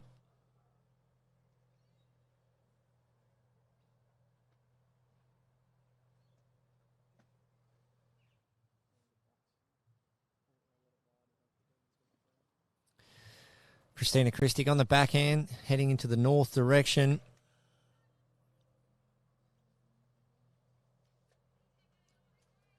Got her weight right. Yeah, just slightly under. Good opener. Paul Michael Maynard watching on. Great to watch this replay of the Com Games final last year. He was at Leamington to see it. One of the lucky ones. Paul, we'll join you there.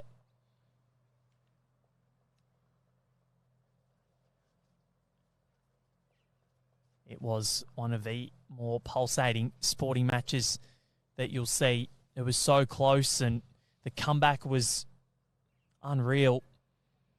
This one, England led 9-4 and Australia have come back yet again. 10 apiece. Sophie Tolchard gets her line right. Yeah, yard short there from Sophie as we're seeing all bowls now for this particular length in the full shadow of the green. So the shadow's pretty much consumed half of this green now, and all the teams out on this green, bar one rink, are playing in the shadow. So they'll be just having to adjust now over the last sort of half an hour to 40 minutes, as you said. Not long left now in this match. Getting into that last sort of quarter of the match in terms of time. And players need to be mindful of the conditions. Just slowing up a touch here. You can see the bowl sitting down. Lovely correction from Sophie. That's in behind. Nice. So Christina Christic back to the first weight. So let's see what she can do. Ellen Ryan's got her foot down there, but this one definitely not going to... I don't think this one's going to get finished here, Barry. Sitting at, I think... 35 minutes or so. Chasing after it, Christina. We don't have an exact time,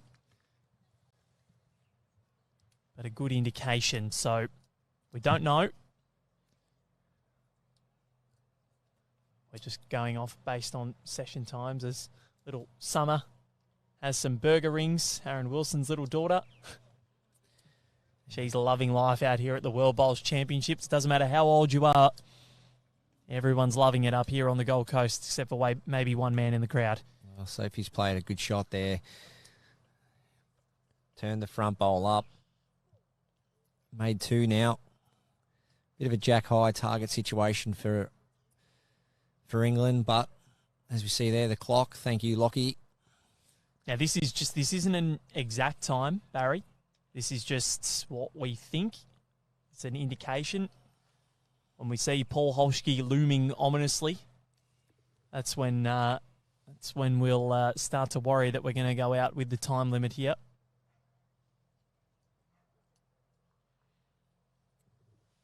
So Ellen Ryan just trying to play it neat with her first. If she doesn't quite get it done here, she'll look to play bigger weight with her last or She's not second. far away. Barry Lester needs it to get in, and that's... Well, that bowl of Sophie's. Is it moving? Still think it's one to Australia. Well, it's close. Might be. That is very close. And if we look to the side, that bowl has fallen in now. So I reckon, I wonder if it's one to England with that fall of Sophie Tolchard's bowl.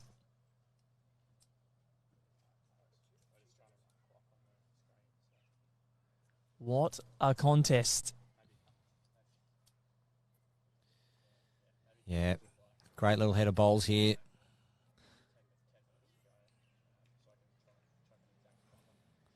Amy Farrow on the forehand, looking to trail the jack back for 3. Here it comes, starting to work its way back. Well, it's a good look with her first.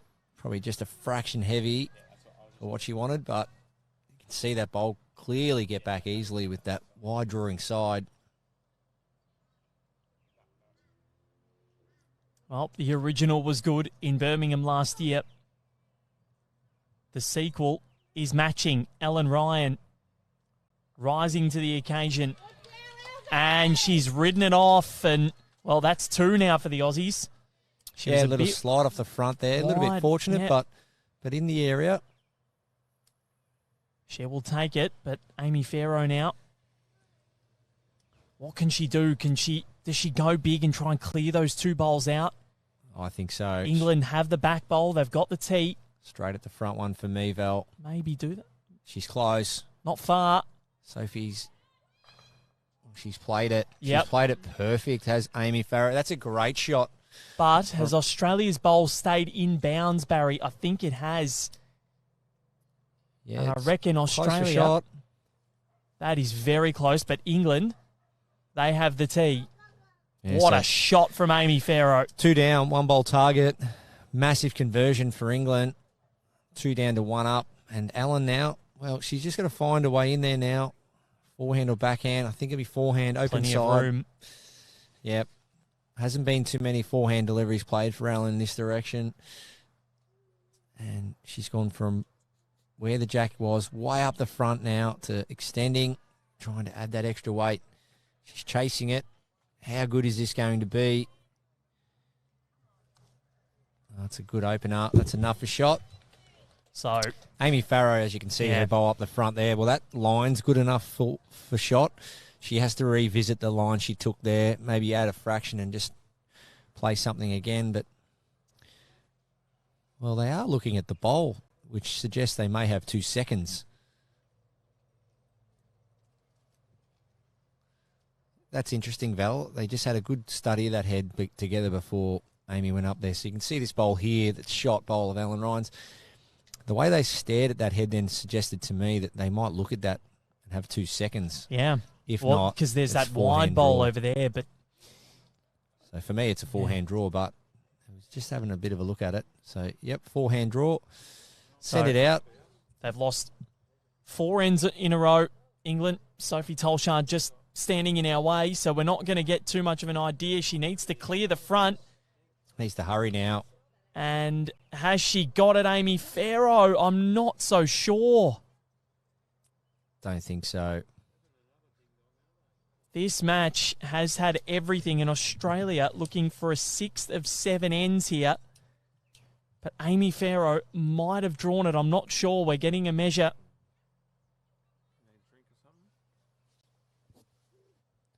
Very, very close. About 28 minutes to go. We may get timed out. I'm not sure. Sophie Tolchard now helping with the measure. This is so close. Are we going to get an umpire? It's 1 to Australia. So the Aussies, for the first time since N4, take the lead. They've won 5 ends on the bounce, 5 singles.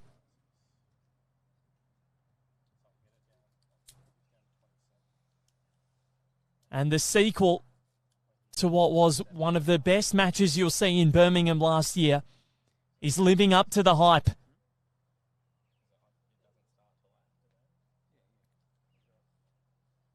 Under 28 minutes left to get 4 ends done. We might get there. They've started motoring through them. Ellen Ryan and Christina Christic back in front. In Birmingham last year, they didn't hit the lead for the first time until N13. Well, they're back in front after 14. The patterns are eerily similar.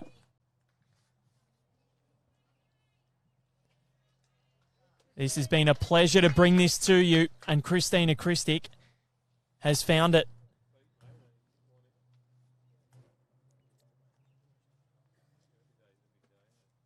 This has been such an enthralling contest. The whole day has been enthralling. The second session with Aaron Wilson, Harry Lester, and what he was able to do against Tony Chung.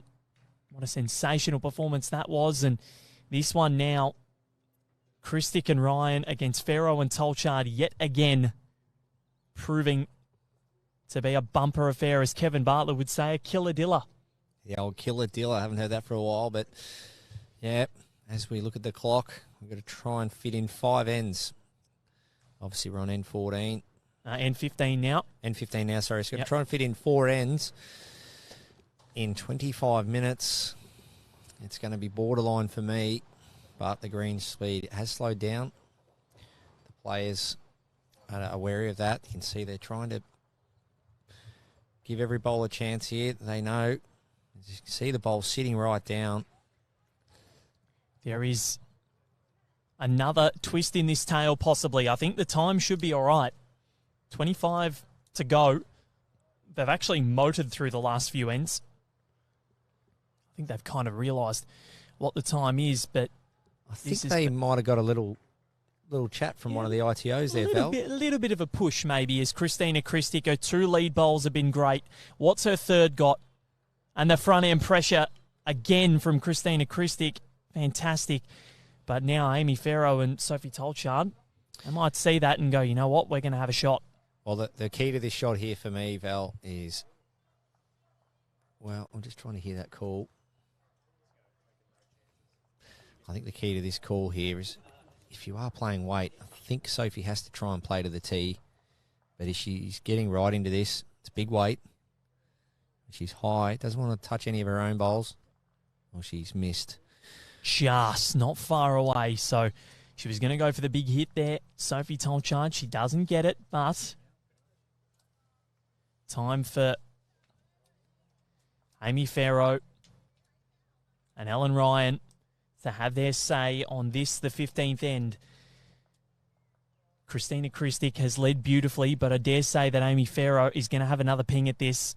So does Ellen Ryan try and cover the tee early, Barry Lester? Well, if Ellen Ryan puts one pretty much within a foot, 18 inches to the tee here, that pretty much would stop Amy from driving flat out. So decisions. I can't really picture this head being hit with a lot of weight and the jack not moving. So that tells me there's a high percentage of the jack moving, which means it would kill. And I think if Alan puts one right on the tee here, there's drawing to the tee and there's drawing right on the tee, and there's a big difference. I think if Alan's going back, she wants to get right on the tee. If not, if she puts another one in there, she just has to try and hide it, not make it any wider. So, well, she's going with the blocker, I think. Yeah, she's gone with which we don't see very often, but she's gone with the blocker, just missing high. So it's an interesting call. Well, it's one or the other. You've got to cover that danger up the front. So blocker. So if she was about 2 foot across, or get to the tee, and she went with the blocker. So Amy Farrow. Does she go for the big drive? She has the propensity to do it, and she has gone with weight. Very close. Much closer than the last effort by the English. Wow. And that is a great result from Amy Farrow. Sat one out, followed it through with the jack, and then knocked it right into the welcoming arms of those 2 Sophie Tolchard bowls. Potentially 3 up. 3 down to potentially 3 up. Massive, massive turnover for Amy Farrow. As we see this bowl coming in from Alan Ryan, just pulling up short. So I don't know about you, Val, but I'm not trying to make excuses for Alan at all, but can you feel that breeze into our face? Yeah, a little bit. Yep. It is starting to come. I think it's what, a bit of a westerly. Yeah, just moving around from the west. And as we see the flags and the teardrops still blowing around, so it's interesting to see how Amy copes with this breeze as well. Looks pretty good, just needs to hold. Well, she's played it well, so drive, draw, great shots from Amy Farrow. And she's kicked that onto the jack to make it 4. Well, now the pressure is on. This is arguably the biggest bowl of the match now. So England holding 4. Yeah, Alan Ryan, this is all about area bowling now, Val. This is about spotting an area, 18 inches, a foot to 18 inches wide of the jack. Try and cut it down. If you happen to be spot on, you'll take it, but ideally just try and draw to the area and cut this back. Yep. If you drop a 2, even maybe a 3 would be a good result here. She needs to hurry, Alan Ryan. I think she's going to get there. Maybe. No, it is going to drop short, Barry. So here's an opportunity. This is huge for Amy Farrow. She set this end up to perfection with her opening weighted shot. Sophie Tolchard just missed, but Amy Farrow to ensure at least a 4 and possibly break this match open for England. It's coming. Is it going to go too far? Needs to turn. Well, Sophie's clapping it in. Nah, that's going to be in the count. This could be 5. Sure is, Val. That is mega. Yeah, I didn't see that coming out of nowhere. Christina Christic played some great lead bowls. And Amy Farrow and Sophie Tolchard, well, they're having their second meeting for the match. Just to go over how they're feeling, was that their first win in how many ends? That was Australia had won 5 ends in a row and 6 of the last 7 before that. But the thing was, they'd only conceded singles, England. They constantly had things in the head, and this is where... So they got those 5 singles back in one end, so it goes to show... Yep. Sometimes you just don't expect it to come out of nowhere. What are we going to see lengthwise? So middle, pretty much. Jack up a little bit and the jack in the middle. So 28 metres of length, definitely longer. That 10-6 buffer that Australia came back from, well, that has been rectified by the English pair. This match has had a bit of everything. We said there was going to be another twist in this tail. Do Australia have another twist in them?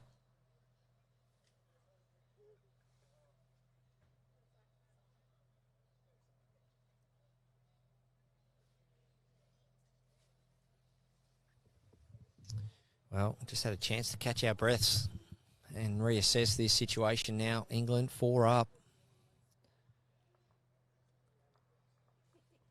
And all set up by Christina on her backhand. She wants to try and get back on as early as she can.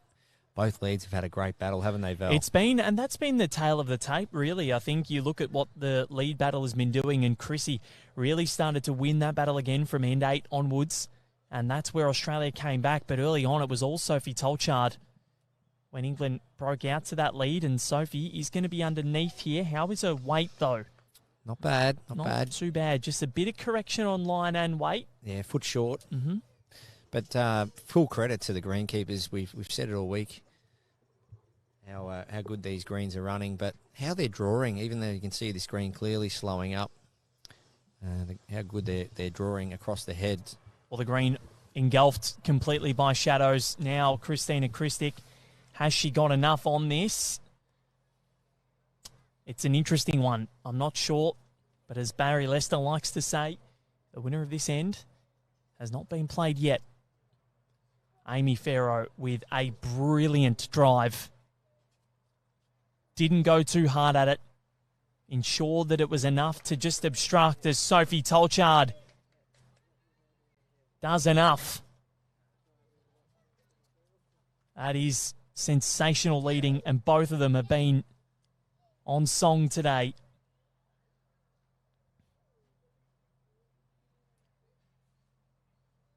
England undefeated so far in this section.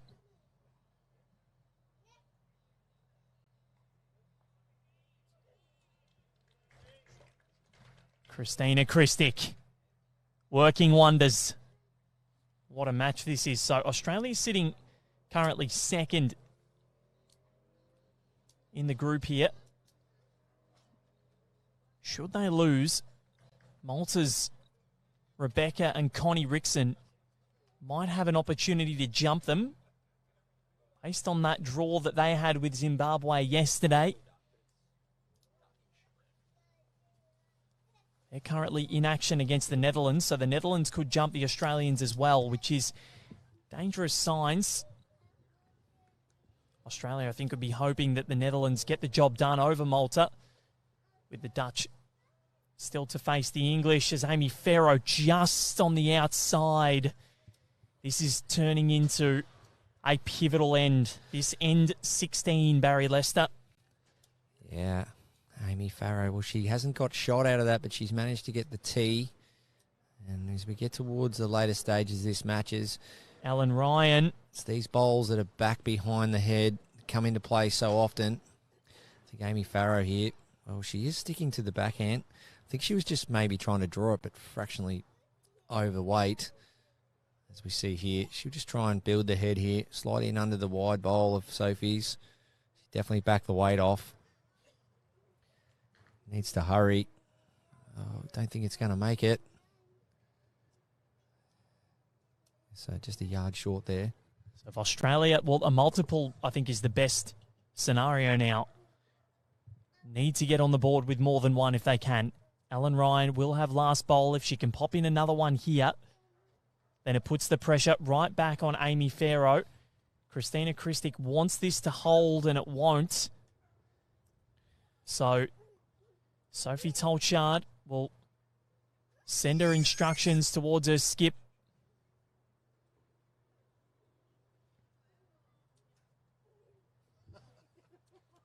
As Isaac Morn he's completely just shown you up there, Barry Lester. I know this is a pivotal moment of the match, but... Yeah, you want me to flick it and turn all the power off, do you? Baz, no, that'd be great. Baz couldn't figure out how to work the light switch, and Isaac has just come and I used to work with Paul Holschke. Instructions aren't his strengths.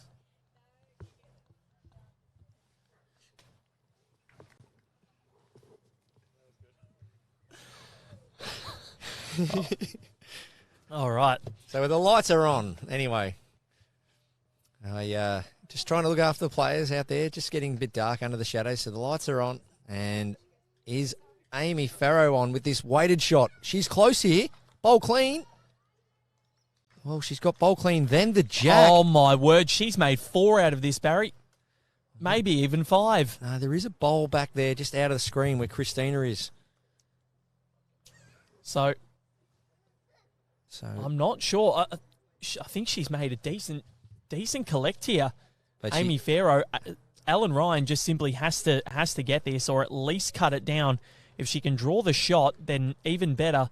But that is another sensational bowl from Amy Farrow as Ellen Ryan needs it to run and stop, and she's got it. Ellen Ryan with a pressure bowl, because that was almost game, set, and match, Barry Lester. Yeah, definitely. It was hard to read Christina's body language. Everything happened so quickly there, but Ellen Ryan, no mucking around. She knew. Plenty of room.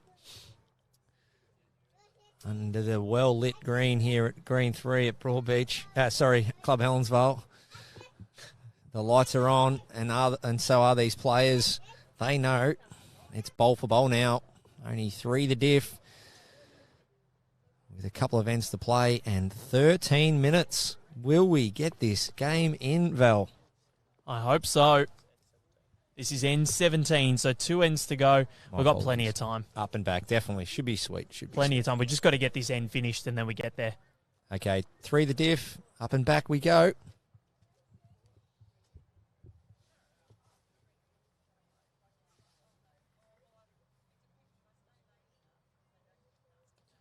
Well, again, Tolchard and Farrow, Christic and Ryan. What a match this has been. England, will they get their revenge?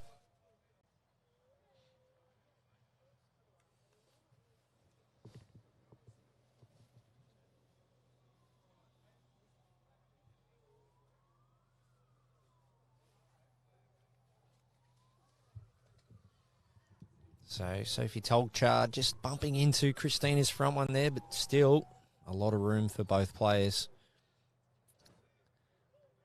So conditions slowly calming off. They usually do as the sun sets here on the Gold Coast. You'll find most mornings and evenings quite calm. As Chrissy crashes on the front as well. It's a popular bowl, that one. Yep, crashing in on the front, but Australia with 2. The margin is at 3. Could you imagine we get a tie, Barry Lester? I actually could imagine it.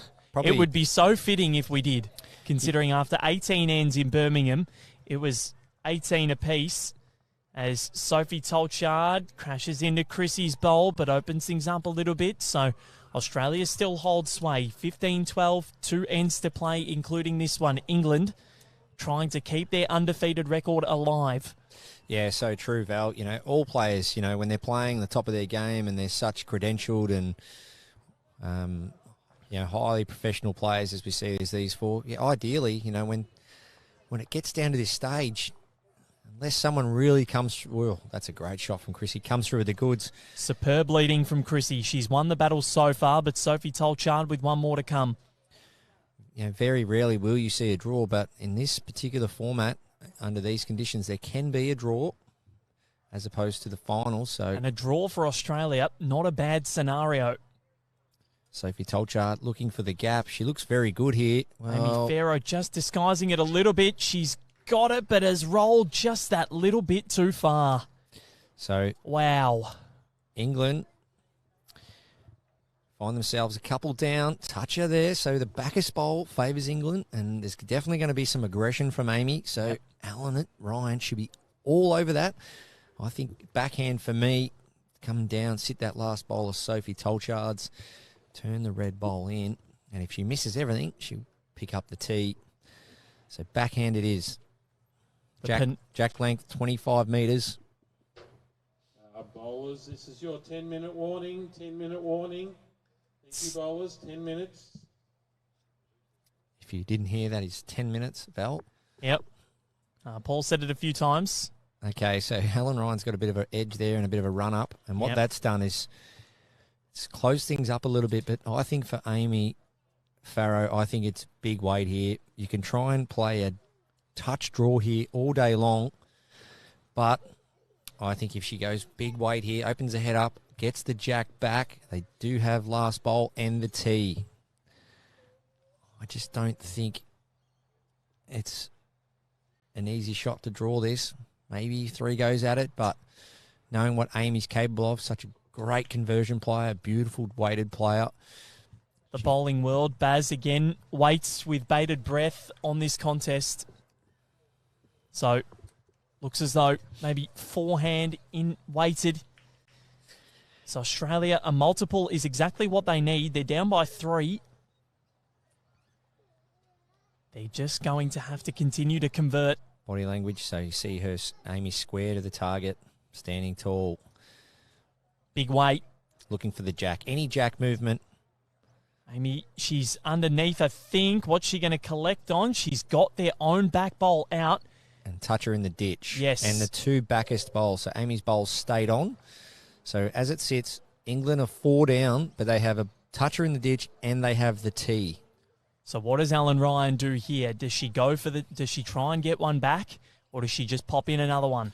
Well, she's chatting to the coach, and as we know, there's only 8 minutes left. And, well, she's back out on the green now.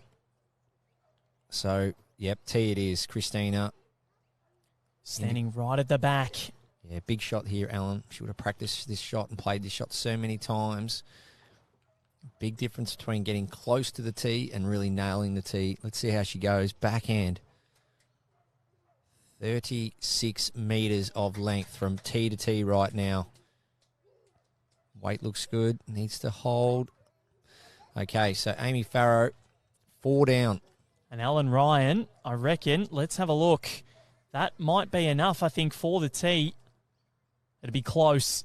So now it's up to Amy Farrow.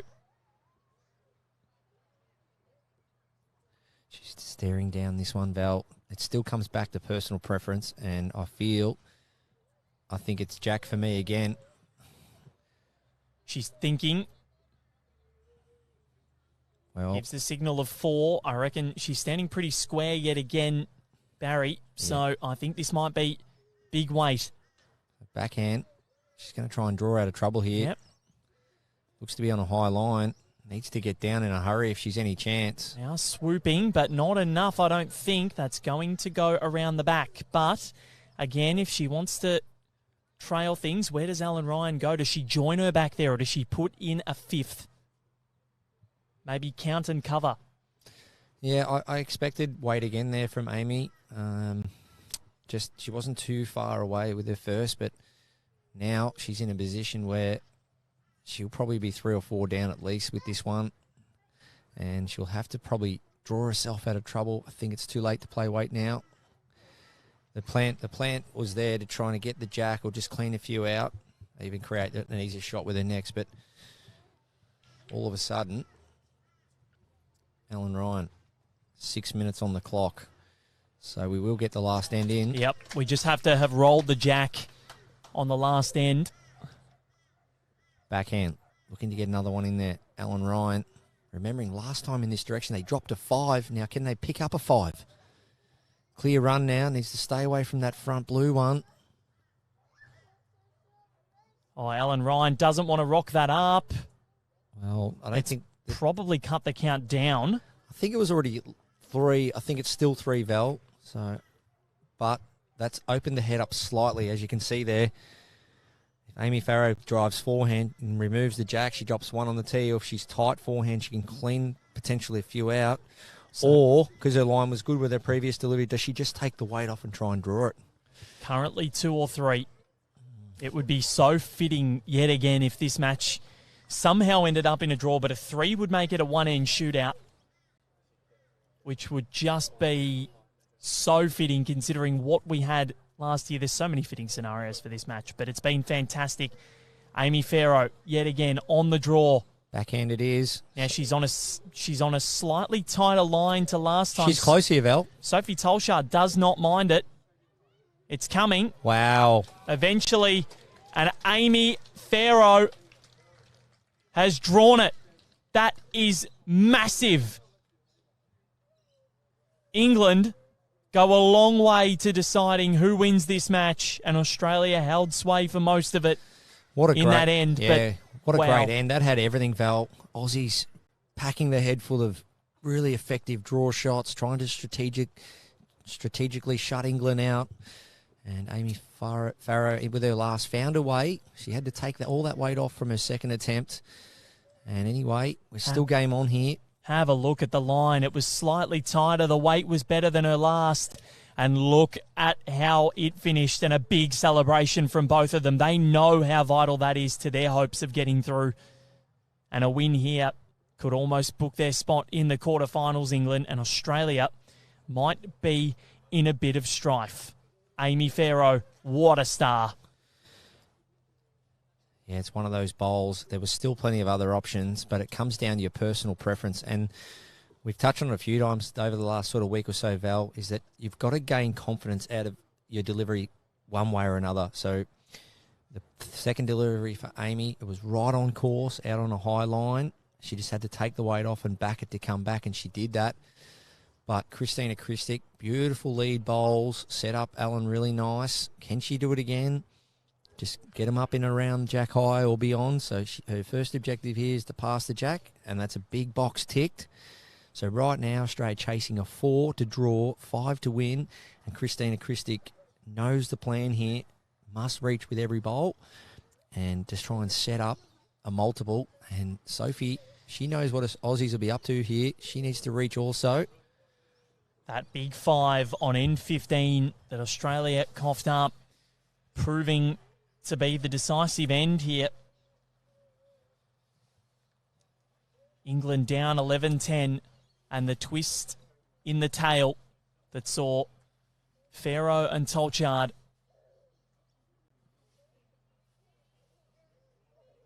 take a big 15-11 lead.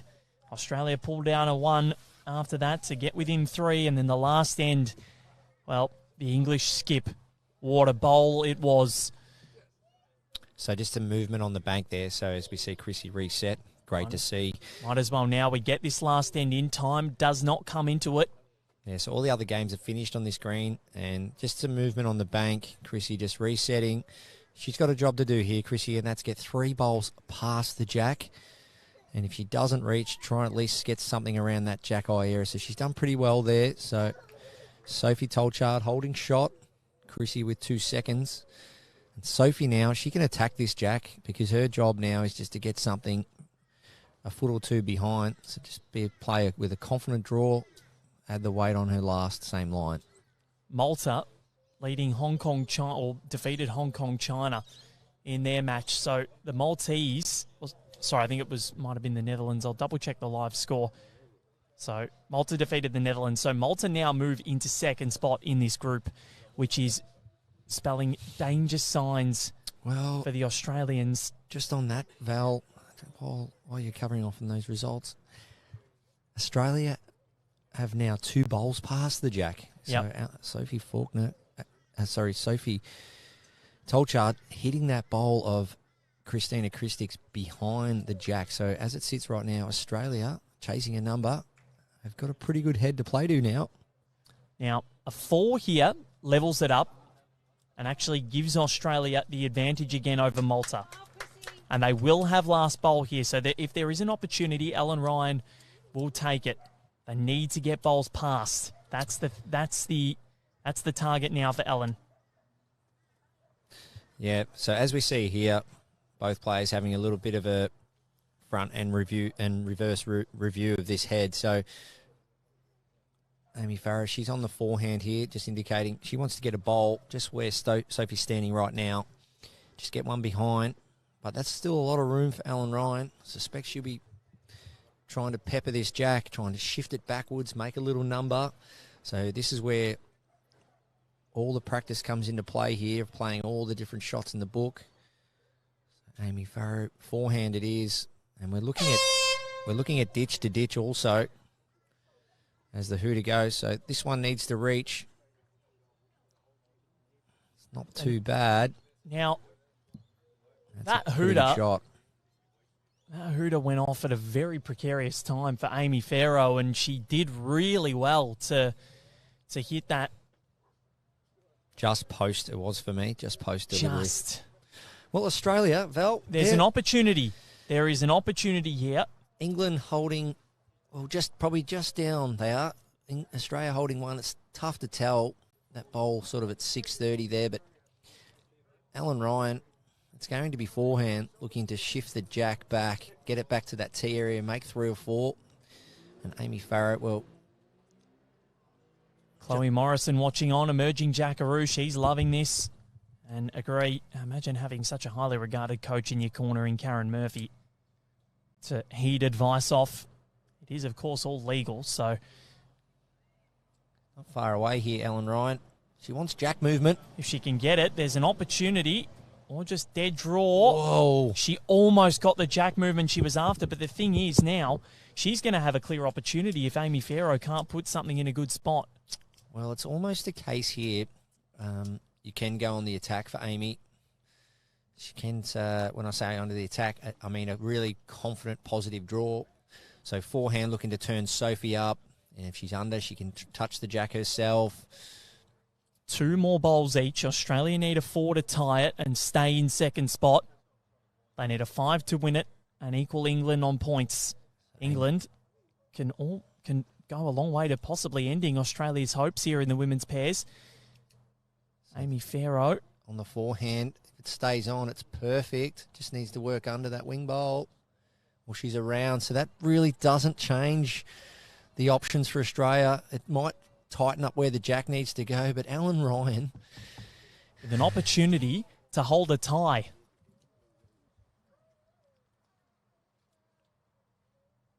What a match this has been. The body language isn't overly positive. Just watching the players. Looks a bit short, Baz. It is short. It crashes into the front. So it's going to come down to Ellen Ryan's last bowl to see what she can do. Sophie Tolchard and Amy Farrow have studied the head one last time. Try and get Yeah, so this one here, Val, it is a tricky one. You obviously want to put a bowl exactly where you don't want the jack to go. But once again, when you focus so heavily on where you want the bowl to finish, you forget about the other options that can come with it. So it's almost a case of you could potentially try to play a yard through Sophie Tolchard's bowl. And if you do get Sophie Tolchard's bowl, it goes in behind the jack. And if you miss, you've got the right weight to get round the back. So Amy here will just have to try and bring her line in and play something similar. And Sophie's body language, she doesn't mind this too much. Now, where is this going? She needs it to pull up. Yeah, that's gone into a really good spot.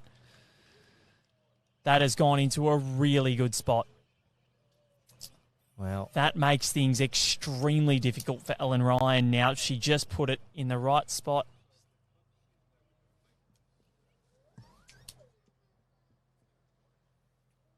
Let's see. We can get. It's almost like the Lance Franklin 1,000th goal. Of course, they're just concentrating, and it's a pretty pivotal moment.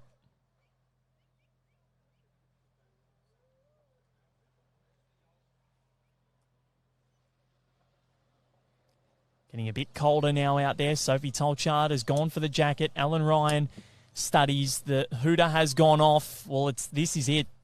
She needs to make a 4 to tie it. There was an opportunity before the last bowl of Amy Farrow. Yeah, so the only option I can find here, Val, is somehow removing the bowl of Amy's and then getting the jack on the run-on. So which has happened a couple of times in this match. Yeah, so if you see forehand, it'll be Ellen Ryan's backhand. Oh yes, sorry. Working under the front one of Amy's, looking to get the half of the last bowl of Amy's, and on the checkout, on the way out, collecting the jack and running down the line with it. I can't see another way where jack can go back and Amy's bowl not go with it. And I think that's the first priority is removing the bowl where you don't want it to go, so removing it so it doesn't go with the jack, and then after that, how can you get the jack after that? So I can't see any other way. So looking to get the bowl on its face, on the small circle, get it solid, and then as you go to run out, you pick the jack up on the run through. That's the only way I can see a potential option for 4 or 5 here. Or you just clear all those bowls out. Just go big. Hit one and just clear all 3. I tried to look at all 3. I don't think that's going to happen. I think the way that you've described this, Baz, is the best way to do it for Ellen Ryan. She's gone for it. In the area for something here. Chrissy doesn't mind it here. Ellen Ryan is not far away. She almost got it and skewed the jack out. Now, well, if she had killed it. If she had killed it, there was an opportunity there. 1 down in the end. What a great game, England, despite winning by 5, that was a sensational match. And Amy Farrow and Sophie Tolchard deserve all of the applause that they get because they were well and truly tested. They lost 5 ends in a row to go down 11-10, scored a whopping 5 on end 15 to break the match wide open. What a performance from the English duo. They get their revenge for Birmingham and Barry Leicester. We finished the day on a pretty good note. What a clash. Yeah, edge of the seat. I haven't sat down for sort of 45 minutes, mate. I've been really impressed with all 4 ladies out there. Great game, and a lot of lead changes, a few multiples there in the end, but great play from everyone. I think the score probably doesn't really reflect on just how tight it was. Really one multiple breaking it away at the end there, but well done to both countries, all the players. Not only playing all the shots in the book, but just displaying great sportsmanship and doing their best for their respective countries. So, great game, ladies. Certainly, it was a fantastic match. England do their utmost to get through to the quarterfinals. Val Febo and Barry Leicester will be back tomorrow morning from 9 a.m. Australian Eastern Standard Time at Broadbeach for more World Bowls Championships action. What a win it was for England. Have a great night, and we'll catch you tomorrow.